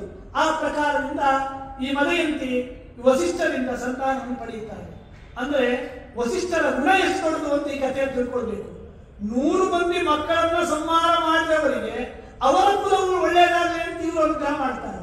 ಅಷ್ಟು ದೊಡ್ಡ ವ್ಯಕ್ತಿಗಳು ವಸಿಷ್ಠರು. ಆ ರೀತಿಯಲ್ಲಿ ಅವನ ಕಥೆ ಬರುತ್ತೆ. ಇತ್ತ ಕಡೆ ಪರಾಶರರು ಹುಟ್ಟಿದ್ದಾರೆ. ಪರಾಶರರು ಅಂತ ಹೆಸರನ್ನು ಏಕಿಟ್ಟರು ಅಂತ ಅದನ್ನು ಮಹಾಭಾರತ ಹೇಳುತ್ತೆ. ಎಷ್ಟು ಬಾರಿ ವಸಿಷ್ಠರು ಪ್ರಾಣವನ್ನು ಕಳ್ಕೊಳ್ಬೇಕು, ಆತ್ಮಹತ್ಯೆ ಮಾಡ್ಕೊಳ್ಬೇಕು ಅಂತ ಹೋಗಿದ್ರು. ಆದ್ರೆ ಕೊನೆಯಲ್ಲಿ ಆತ್ಮಹತ್ಯೆಯನ್ನು ಮಾಡ್ಕೊಳ್ಳಿಲ್ಲ. ಏಕಾಗಿ ತನ್ನ ಮೊಮ್ಮಗ ಸಿಕ್ಕಿದ ಅಂತ. ಹಸು ಅಂದ್ರೆ ಪ್ರಾಣ. ತನ್ನ ಪ್ರಾಣವನ್ನು ಕಳ್ಕೊಳ್ಬೇಕು ಅಂತ ಸಂದರ್ಭದಲ್ಲಿ ತನ್ನ ಪ್ರಾಣವನ್ನ ಉಳಿಸಿದಂತವರು ಯಾರು? ಈ ಮೊಮ್ಮಗ. ಅದಕ್ಕೆ ಹೆಸರು ಪರಾಶರ. ತನ್ನ ಪ್ರಾಣವನ್ನ ಉಳಿಸಿದ್ದವರು ನೀನು ಎಂಬ ಹೆಸರಿನ ದ್ಯೋತಕವಾಗಿ ಪರಾಶರ ಅಂತ ಹೆಸರಿಡ್ತಾರೆ. ಪರಾಶರನಿಗೆ ಹುಟ್ಟಬೇಕಿದ್ರೆ 12 ವರ್ಷ ಆಗಿದೆ. ಏಕೆಂದ್ರೆ ಗರ್ಭದಲ್ಲೇ 12 ವರ್ಷ ಇತ್ತು. ಅವರು ಹುಟ್ಟಿದಾಗಿದ್ದರೂ ತನ್ನ ತಾಯಿ ಅವರನ್ನು ನೋಡಿದ್ದಾರೆ, ಮತ್ತೆ ತಂದೆಯನ್ನು ನೋಡಲಿಲ್ಲ. ತಂದೆ ಯಾರು ಅಂತ ತಿಳ್ಕೊಂಡಿದ್ದಾರೆ, ವಸಿಷ್ಠರೇ ತನ್ನ ತಂದೆ ಅಂತ ತಿಳ್ಕೊಂಡ್ಬಿಟ್ಟಿದ್ದಾರೆ ಪರಾಶರರು. ಅವ್ರು ಏನ್ ಮಾಡ್ತಾರೆ, ಅಮ್ಮ ಅಮ್ಮ ಅಂತ ಅಮ್ಮನನ್ನು ಕರೆಯೋದು, ಅದೃಶಂತಿಯನ್ನು. ಅಪ್ಪ ಅಪ್ಪ ಅಂತ ವಸಿಷ್ಠರನ್ನು ಕರೆಯೋದು. ಯಾವಾಗಲೂ ಅಪ್ಪ ಅಪ್ಪ ಅಂತ ವಸಿಷ್ಠ ಕರೀತಾ ಇರ್ತಾರೆ. ಆಗ ಇವಳು ಅಂದ್ಕೊಳ್ತಾಳೆ, ಈ ರೀತಿಯಲ್ಲಿ ಕಳೆದ ಸೊಸೆ ಸರಿಯಾಗೋದಿಲ್ಲ. ಯಾಕೆಂದ್ರೆ ಇವರನ್ನು ತಂದೆ ಅಂತ ಕರೆದರೆ ಅದು ಸರಿಯಲ್ಲ, ಆ ರೀತಿ ಕರಿಬಾರದು ಅಂತ ಒಂದ್ ದಿವಸ ಕಣ್ಣೀರಿಟ್ಟು ಹೇಳ್ತಾಳೆ, ನೀನು ಇವರನ್ನ ಅಪ್ಪ ಅಪ್ಪ ಅಂತ ಕರಿಬೇಡಪ್ಪ, ಇವರು ನಿನ್ನ ಅಪ್ಪ ಅಲ್ಲ, ನಿನ್ನ ಅಪ್ಪನಿಗೆ ಅಪ್ಪ ಅಂತ ಹೇಳ್ತಾರೆ.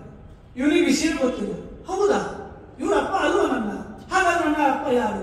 ಅವ್ರು ಎಲ್ಲಿ ಹೋದ್ರು? ಈಗ ಎಲ್ಲಿದ್ದಾರೆ ಅಂತ ಕೇಳ್ತಾರೆ ಪರಾಶರ. ಆಗ ತನ್ನ ತಂದೆಯ ಕಥೆಯನ್ನ, ತನ್ನ ಪತಿಯ ಕಥೆಯನ್ನ ಅದೃಶ್ಯಂತ ಹೇಳ್ತಾಳೆ.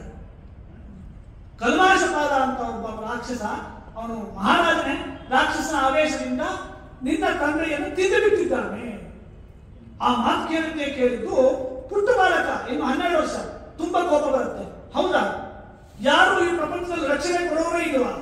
ಹಾಗಿದ್ದರೆ ಋಷಿಮುನಿಗಳು ಬದುಕಲಿಕ್ಕೆ ಯೋಗ್ಯತೆ ಇಲ್ವಾ? ಋಷಿಮುನಿಗಳು ಏನು ಅಂತ ತೋರಿಸ್ತೇನೆ ನಾನು. ತನ್ನ ತಪಪ್ರಭಾವದಿಂದ ಇಡೀ ಪ್ರಪಂಚವನ್ನು ನಾಶ ಮಾಡ್ತೇನೆ. ಯಾರು ನನ್ನ ತಂದೆಯನ್ನು ಸಂಹಾರ ಮಾಡಿದ್ರು ಅವರನ್ನೆಲ್ಲ ನಾಶ ಮಾಡ್ತೇನೆ ಅಂತ ಕೋಪಕ್ಕೊಳಗಾಗ್ತಾರೆ. ಆಗ ಪರಾಶರನ್ನ ವಸಿಷ್ಠರು ಕೂರಿಸ್ಕೊಂಡು ಹೇಳ್ತಾರೆ, ಕೋಪ ಯಾವತ್ತೂ ಒಳ್ಳೆಯದಲ್ಲ. ಆ ಕೋಪದಿಂದಲೇ ನಿನ್ನ ತಂದೆ ಅಸುನೀಗಿದ್ದಾನೆ. ನಿನ್ನ ಶಕ್ತಿ ಕೋಪದಿಂದಲೇ ಆ ರಾಕ್ಷಸನ ಬಲಿಯಾಗಿದ್ದಾನೆ. ಆದ್ದರಿಂದ ಕೋಪವನ್ನು ನೀನು ಮಾಡಬಾರದು ಅಂತ ಆ ಕೋಪವನ್ನು ಏಕೆ ಬಿಡಬೇಕು ಅಂತ ಮತ್ತೊಂದು ಕಥೆ ಹೇಳ್ತಾರೆ. ಊರ್ವಿಕ ಅಂತ ಒಬ್ಬರ ಬ್ರಾಹ್ಮಣ ಪುತ್ರ ಇದ್ದ, ಅವನ ಕಥೆ ಹೇಳ್ತಾರೆ. ಅವನ ಕಥೆಯನ್ನು ಹೇಳಿ ಅವನು ತನ್ನ ಕೋಪವನ್ನ ಸಮುದ್ರದಲ್ಲಿ ತ್ಯಾಗ ಮಾಡಿದ ಅಂತ ಒಂದು ಕಥೆ ಬರುತ್ತೆ. ಆ ರೀತಿಯಲ್ಲಿ ನಿನ್ನ ಕೋಪವನ್ನು ಕೂಡ ನೀನು ಬಿಡಬೇಕು. ಹಾಗಾದ್ರೆ ಕೋಪ ಬಿಡೋದಿಲ್ಲ, ನಾನು ಆ ರಾಕ್ಷಸರ ಕುರಿತಾಗಿ ಪ್ರತೀಕಾರವನ್ನು ತೀರಿಸಿಕೊಳ್ಬೇಕಾಗಿದೆ. ಹೇಗಾದ್ರೂ ಮಾಡಿ ನಾನು ರಾಕ್ಷಸರ ಸಂಹಾರ ಮಾಡಬೇಕು, ಅದಕ್ಕೋಸ್ಕರ ಒಂದು ಯಾಗ ಮಾಡ್ತೇನೆ ಅಂತ ಕೂರ್ತಾರೆ ಪರಾಶರರು. ಹೇಗೆ ಜನಮೇಜಯ ಸರ್ಪಸತ್ರವನ್ನು ಮಾಡಿ ಸರ್ಪಗಳನ್ನೆಲ್ಲ ಆಹುತಿಯಾಗಿ ಪಡೆದು ಸರ್ಪಗಳ ಉಪಟಳವನ್ನ ಕಡಿಮೆ ಮಾಡಿದರು, ಅದೇ ರೀತಿಯಲ್ಲಿ ಪರಾಶರರು ಕೂಡ ಒಂದು ರಾಕ್ಷಸರ ಸಂಹಾರಕ್ಕಾಗಿ ಒಂದು ಯಾಗವನ್ನು ಮಾಡುತ್ತಾರೆ. ಇದೆಲ್ಲ ಮಹಾಭಾರತ ಹೇಳುತ್ತೆ. ಅಂದ್ರೆ ಆ ವಸಿಷ್ಠರ ಚರಿತ್ರೆ ಅಗೆದಂತೂ ನಮಗೆ ಸಿಗ್ತಾ ಹೋಗುತ್ತೆ. ಇನ್ನು ಪ್ರಸಿದ್ಧವಾದ ಕಥೆ ಒಂದಿದೆ, ತ್ರಿಶಂಕುವಿನ ಕಥೆ. ಅವನು ಕೂಡ ಇಕ್ಷ್ವಾಕು ವಂಶದಲ್ಲಿ ಬಂದಂತವನು. ಅವನಿಗೊಂದು ಆಸೆ ಏನು, ಎಲ್ಲರೂ ಯಾಗವನ್ನು ಮಾಡಿ ಸ್ವರ್ಗಕ್ಕೆ ಹೋಗ್ತಾರೆ. ಸ್ವರ್ಗಕ್ಕೆ ಹೋಗೋದು ಹೇಗೆ? ಮರಣಾನಂತರದಲ್ಲಿ ಹೋಗ್ತಾರೆ. ಈ ಶರೀರ ಬಿದ್ದು ಹೋಗುತ್ತೆ, ನಂತರ ಮತ್ತೆ ಅವರು ಸ್ವರ್ಗಕ್ಕೆ ಹೋಗ್ತಾರೆ. ಇದು ಲೋಕದಲ್ಲಿ ಇರುವ ನಿಯಮ. ಲೋಕದಲ್ಲಿ ಎಲ್ಲರೂ ಇರುವಂತೆ ನಾನಿದ್ರೆ ನನ್ಗೇನಾದ್ರೂ ಒಂದು ವಿಶೇಷತೆ ಬೇಕಲ್ವಾ? ಈಗ ಕೆಲವೊಬ್ಬರ ಬುದ್ಧಿ ಆ ರೀತಿ ಇರುತ್ತೆ, ಎಲ್ಲರೂ ಇದ್ದಂಗೆ ಇರಬಾರ್ದು, ನಾವು ಏನೋ ಒಂದು ಡಿಫ್ರೆಂಟ್ ಆಗಿದ್ರೆ ಲೋಕದಲ್ಲಿ ನಮ್ಮನ್ನೇನೋ ಗೌರವಿಸ್ತಾರೆ, ಏನೋ ನೋಡ್ತಾರೆ ಅಂತ ಅಂದುಕೊಂಡು ಅವನೊಂದು ಯೋಚನೆ ಮಾಡ್ತಾನೆ. ಎಲ್ಲರೂ ಹೋಗುವಂತೆ ನಾನು ಹೋದ್ರೆ ನನಗೇನು ಬೆಲೆ ಇರೋದಿಲ್ಲ. ಎಲ್ಲರೂ ಶರೀರ ಬಿಟ್ಟು ಮೇಲೆ ಸ್ವರ್ಗಕ್ಕೆ ಹೋಗ್ತಾರೆ, ನಾನು ಸಶರೀರವಾಗಿ ಹೋಗಬೇಕು. ಆದ್ರಿಂದ ಅಂತಹ ಯಾಗವನ್ನು ಮಾಡಿಸೋದು ಯಾರಾದ್ರೂ ಬೇಕು. ತನ್ನ ಗುರುಗಳಲ್ಲಿ ಹೋಗ್ತಾನೆ ವಸಿಷ್ಠರಲ್ಲಿ ಕೈ ಮುಗಿದು ಕೇಳ್ತಾನೆ, ನನಗೊಂದು ಯಾಗ ಮಾಡಿಸ್ಬೇಕು.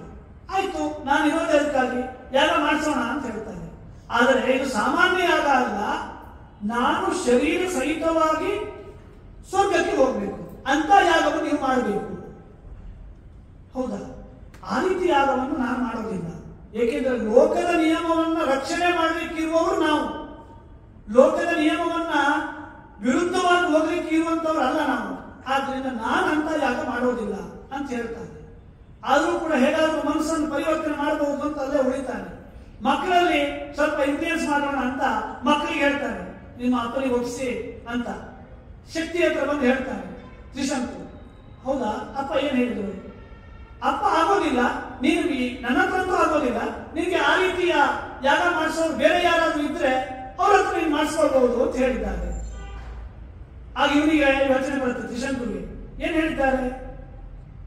ನಾನು ಅಲ್ಲದೆ ಇದ್ರೆ ಇನ್ಯಾರಾದ್ರೂ ಇದ್ದಾರೆ ಅಂತ ಹೇಳಿದ್ದಾರಪ್ಪ, ಹಾಗಾದ್ರೆ ಇನ್ಯಾರಾದ್ರೂ ಹುಡುಕ್ಬೇಕು ಅಂತ ಹೇಳಿದಾಗ ಆಯ್ತು ಅವರು. ಆ ರೀತಿಯಲ್ಲಿ ಇವ್ರು ಹೇಳಿದ್ದಾರೆ ಅಂತ ಶಕ್ತಿಗೆ ಹೇಳ್ತಾನೆ. ಶಕ್ತಿಗೆ ಮತ್ತೆ ಕೋಪ. ನೀನು ನನ್ನ ತಂದೆ ಅಂದ್ರೆ ನಿಮ್ಮ ಪುರಾಹಿತರು, ಅವರನ್ನು ಬಿಟ್ಟು ಬೇರೆಯವ್ರ ಹತ್ರ ಹೋಗ್ತೀಯಾ? ಬೇರೆ ಹತ್ರ ಹೋದೆ ಅಂದ್ರೆ ನೀನು ನಿಯಮವನ್ನ ಭಂಗ ಮಾಡಿದೆ ಅಂತ, ನಿನ್ನ ಅವನತಿಗೆ ನೀನೇ ಕಾರಣನಾದೆ ಅಂತ ಅರ್ಥ. ಏಕೆಂದ್ರೆ ಪುರೋಹಿತರನ್ನು ಯಾವತ್ತೂ ಬಿಡಬಾರದು.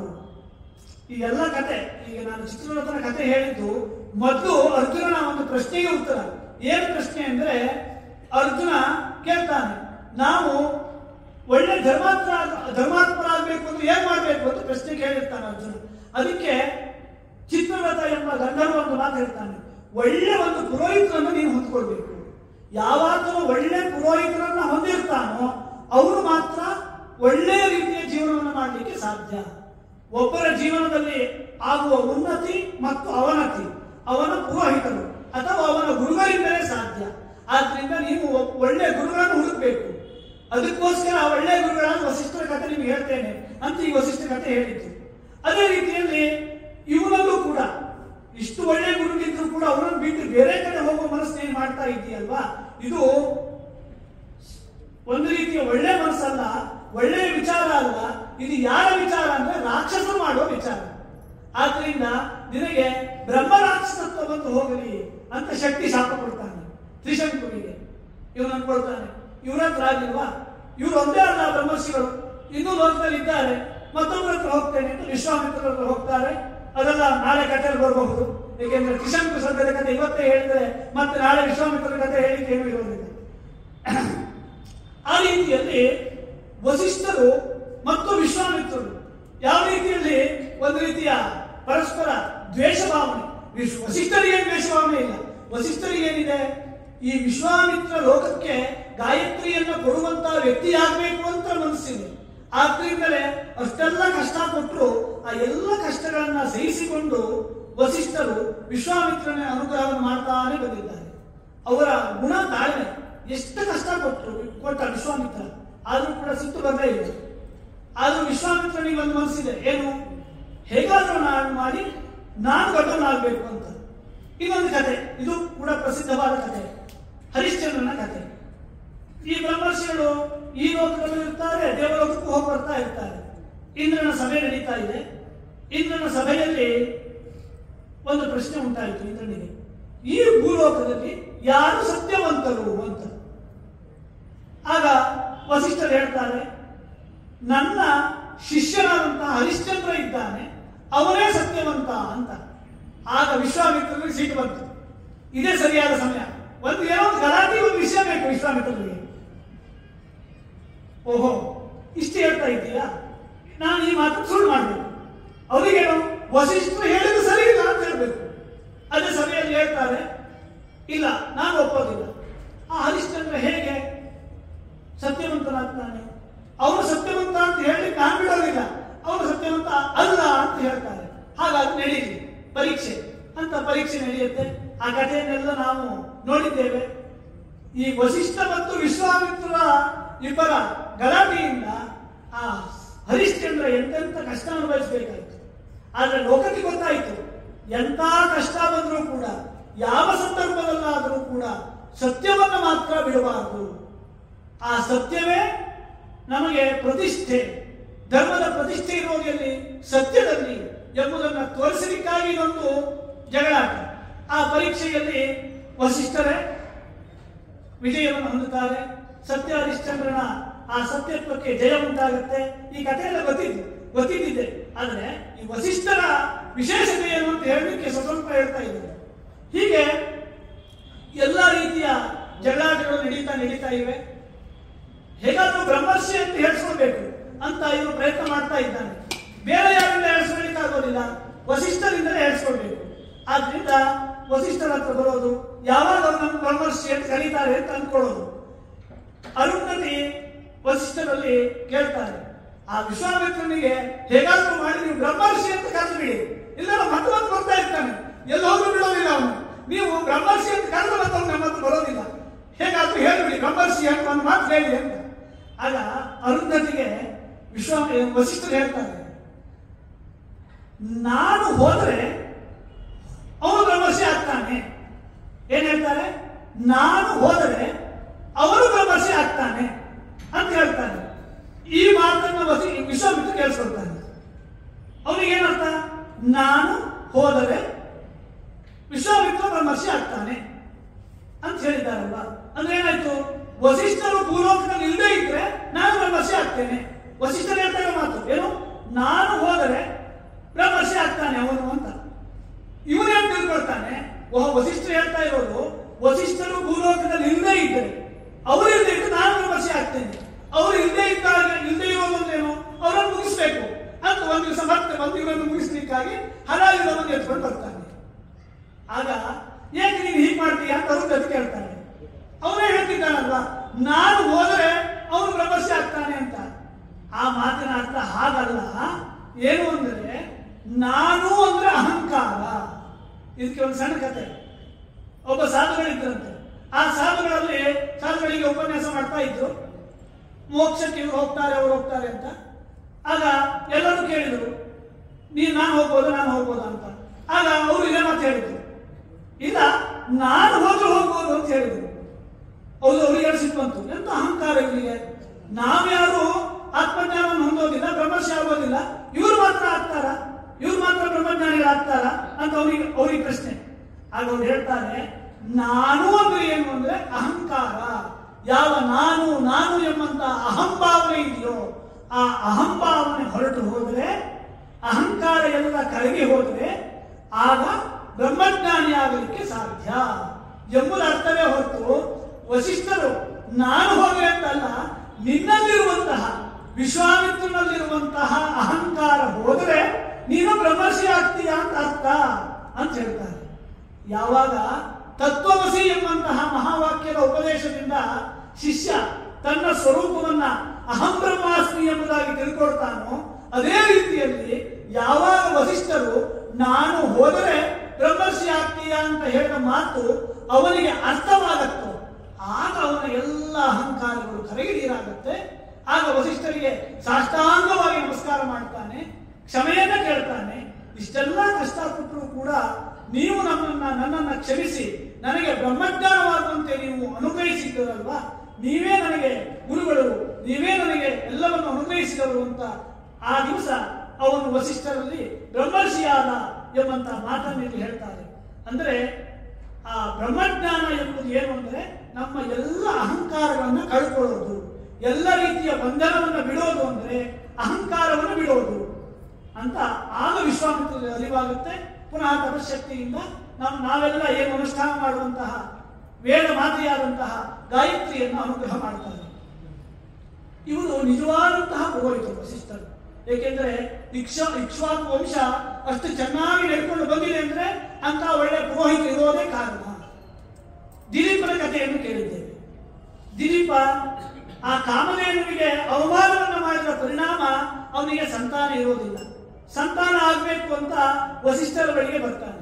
ಆಗ ವಸಿಷ್ಠರ ಜ್ಞಾನ ದೃಷ್ಟಿಯಿಂದ ಹೇಳ್ತಾರೆ, ನೀನು ಕಾಮಧೇನುವಿಗೆ ಅವಮಾನ ಮಾಡಿದ್ದೀಯಲ್ವಾ, ಆದ್ದರಿಂದ ಕಾಮಧೇನುವಿನ ಮಗಳಾದಂತಹ ನಂದಿನಿ ನನ್ನ ಮನೆಯಲ್ಲಿದ್ದಾರೆ, 21 ದಿವಸ ಅವರು ಸೇವೆ ಮಾಡಿ. ನೀನು ನಂದಿನಿ ಸೇವೆ ಮಾಡಿದರೆ, ನಂದಿನಿ ನಿನಗೆ ಆಶೀರ್ವಾದ ಮಾಡಿದರೆ ನಿನ್ನ ಸಂತಾನ ಆಗುತ್ತೆ ಅಂತ ಆ ನಂದಿನಿಯ ಆಶೀರ್ವಾದದಿಂದ ಅನುಗ್ರಹದಿಂದ ಅವನು ರಘು ಎಂಬಂತ ಮಗುವನ್ನು ಪಡೆಯುತ್ತಾನೆ. ಆ ರಘುವೇ ರಘುವಂಶ ಮುಂದುವರಿಯುತ್ತೆ. ಹಾಗೆ ಮುಂದೆ ದಶರಥನಿಗೂ ಕೂಡ ಗುರುಗಳಾಗಿರ್ತಾರೆ. 60 ಸಂವತ್ಸರಗಳ ಕಳೆದರೂ ಕೂಡ ದಶರಥನಿಗೆ ಸಂತಾನವಿಲ್ಲದೆ ಇದ್ದಾಗ ಪುತ್ರಕಾಮೇಷ್ಟಿಯಾಗವನ್ನು ಮಾಡು, ನಿನಗೆ ಋಷ್ಯಶೃಂಗರು ಬಂದು ಅನುಗ್ರಹವನ್ನು ಮಾಡ್ತಾರೆ ಅಂತ ಮಾರ್ಗದರ್ಶನವನ್ನು ಮಾಡ್ತಾರೆ. ಆಗ ಆ ರಾಮನ ಜನನಕ್ಕೂ ಕೂಡ ವಸಿಷ್ಠರು ಕಾರಣರಾಗ್ತಾರೆ. ಮುಂದೆ ರಾಮನಿಗೆ ವಿದ್ಯಾಗುರುಗಳು ಕೂಡ ವಸಿಷ್ಠರೇ. ಎಲ್ಲ ವಿದ್ಯಾಭ್ಯಾಸ ಮುಗಿಯುತ್ತೆ. ಮುಗಿದ ನಂತರದಲ್ಲಿ ತನ್ನ ರಾಜ್ಯಕ್ಕೆ ಬರ್ತಾನೆ. ಒಂದು ಬಾರಿ ರಾಜ್ಯವನ್ನೆಲ್ಲ ಸುತ್ತಬೇಕು ಅಂತ ರಾಮಚಂದ್ರನಿಗೆ ಮನಸ್ಸಾಗುತ್ತೆ. ಎಲ್ಲ ಕಡೆ ಸುತ್ತಾ ಬಂದಾಗ ಆ ರಾಜ್ಯದಲ್ಲಿರುವಂತಹ ಯಾವ ಈಗಿನ ಸ್ಥಿತಿಯೇ ಬೇರೆ ಸ್ಥಿತಿ ಅಲ್ಲ, ಆ ಸ್ಥಿತಿಯನ್ನು ನೋಡಿ, ಅಂದ್ರೆ ಜನರ ಆಸೆ, ದುರಾಸೆ, ದ್ವೇಷ, ಪರಸ್ಪರ ಜಗಳಾಟ, ಇವುಗಳನ್ನೆಲ್ಲ ನೋಡಿ ರಾಮಚಂದ್ರನಿಗೆ ಒಂದು ರೀತಿ ವೈರಾಗ್ಯ ಬಂದಿರುತ್ತೆ. ಈ ಪ್ರಪಂಚದ ಇಷ್ಟೆಯೋ, ಏಕೆಂದ್ರೆ ಅವನು ಗುರುಕುಲದಲ್ಲೇ ಇದ್ದ, ಹೊರಗಿನ ಪ್ರಪಂಚ ನೋಡಲಿಲ್ಲ. ಪ್ರಪಂಚವನ್ನು ನೋಡಿದಾಗ ಪ್ರಪಂಚದಲ್ಲಿರುವಂತಹ ರಾಗ, ದ್ವೇಷ ಇವುಗಳನ್ನೆಲ್ಲ ನೋಡಿ ಯಾವುದೂ ಬೇಡ ಎಂಬಂತ ವೈರಾಗ್ಯ ಬರುತ್ತೆ. ಆ ವೈರಾಗ್ಯ ಬಂದಾಗ ಮತ್ತೆ ದಶರಥ ವಸಿಷ್ಠರನ್ನ ಕರ್ಕೊಂಡು ಹೋಗ್ತಾರೆ. ನನ್ನ ಮಗನಿಗೆ ಸರಿಯಾಗಿ ಉಪದೇಶ ಮಾಡಬೇಕು ಅಂತ.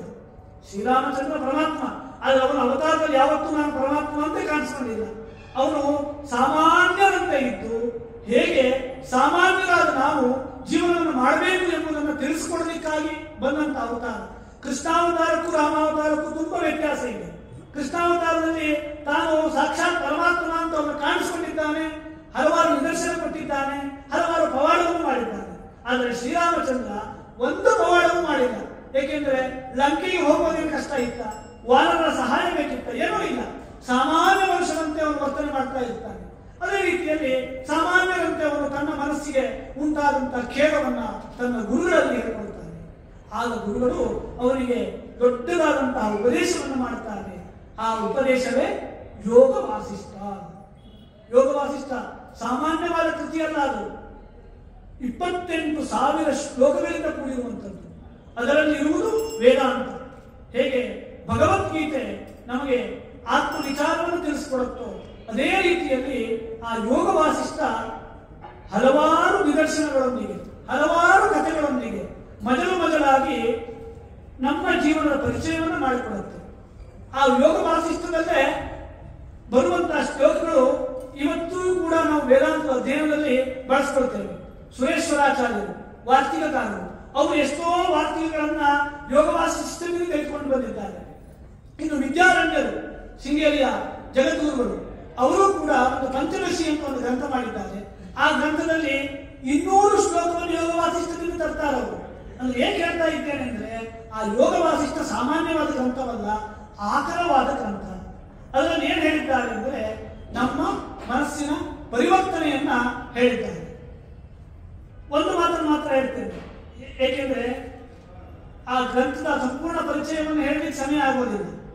ಆ ಗ್ರಂಥದಲ್ಲಿ ಏನ್ ಹೇಳ್ತಾ ಇದ್ದಾರೆ ಅಂದ್ರೆ ಮನುಷ್ಯನ ಬಂಧನ ಹೇಗಾಗತ್ತೆ, ಮನುಷ್ಯನಿಗೆ ಮೋಕ್ಷ ಹೇಗಾಗತ್ತೆ ಅಂತ ಹೇಳಿದ್ದಾರೆ.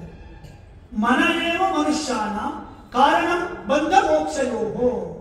ನಮ್ಮ ಬಂಧನಕ್ಕೆ ಕಾರಣವಾದದ್ದು ಯಾವುದು? ಮನಸ್ಸು. ಮೋಕ್ಷಕ್ಕೆ ಕಾರಣವಾಗುವುದು ಯಾವುದು? ಅದು ಮನಸ್ಸೇ.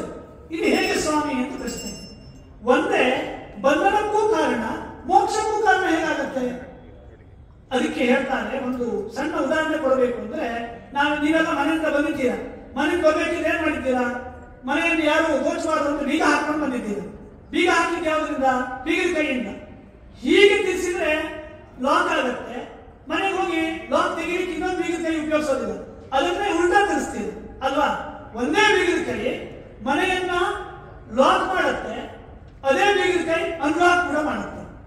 ಏಕೆಂದು ಹೇಳ್ತಾ ಇದ್ದೇನೆ ಅಂದ್ರೆ, ಮನಸ್ಸೇ ನಮಗೆ ಬಂಧನವನ್ನು ಉಂಟು ಮಾಡುತ್ತೆ, ಮನಸ್ಸೇ ನಮಗೆ ಮೋಕ್ಷವನ್ನು ಉಂಟು ಮಾಡುತ್ತೆ. ಮನಯೇವ ಮನುಷ್ಯನ ಕಾರಣ ಬಂಧ ಮೋಕ್ಷಯೋಹೋ. ಯಾವುದು ಹಾಗಾದರೆ ಬಂಧನ?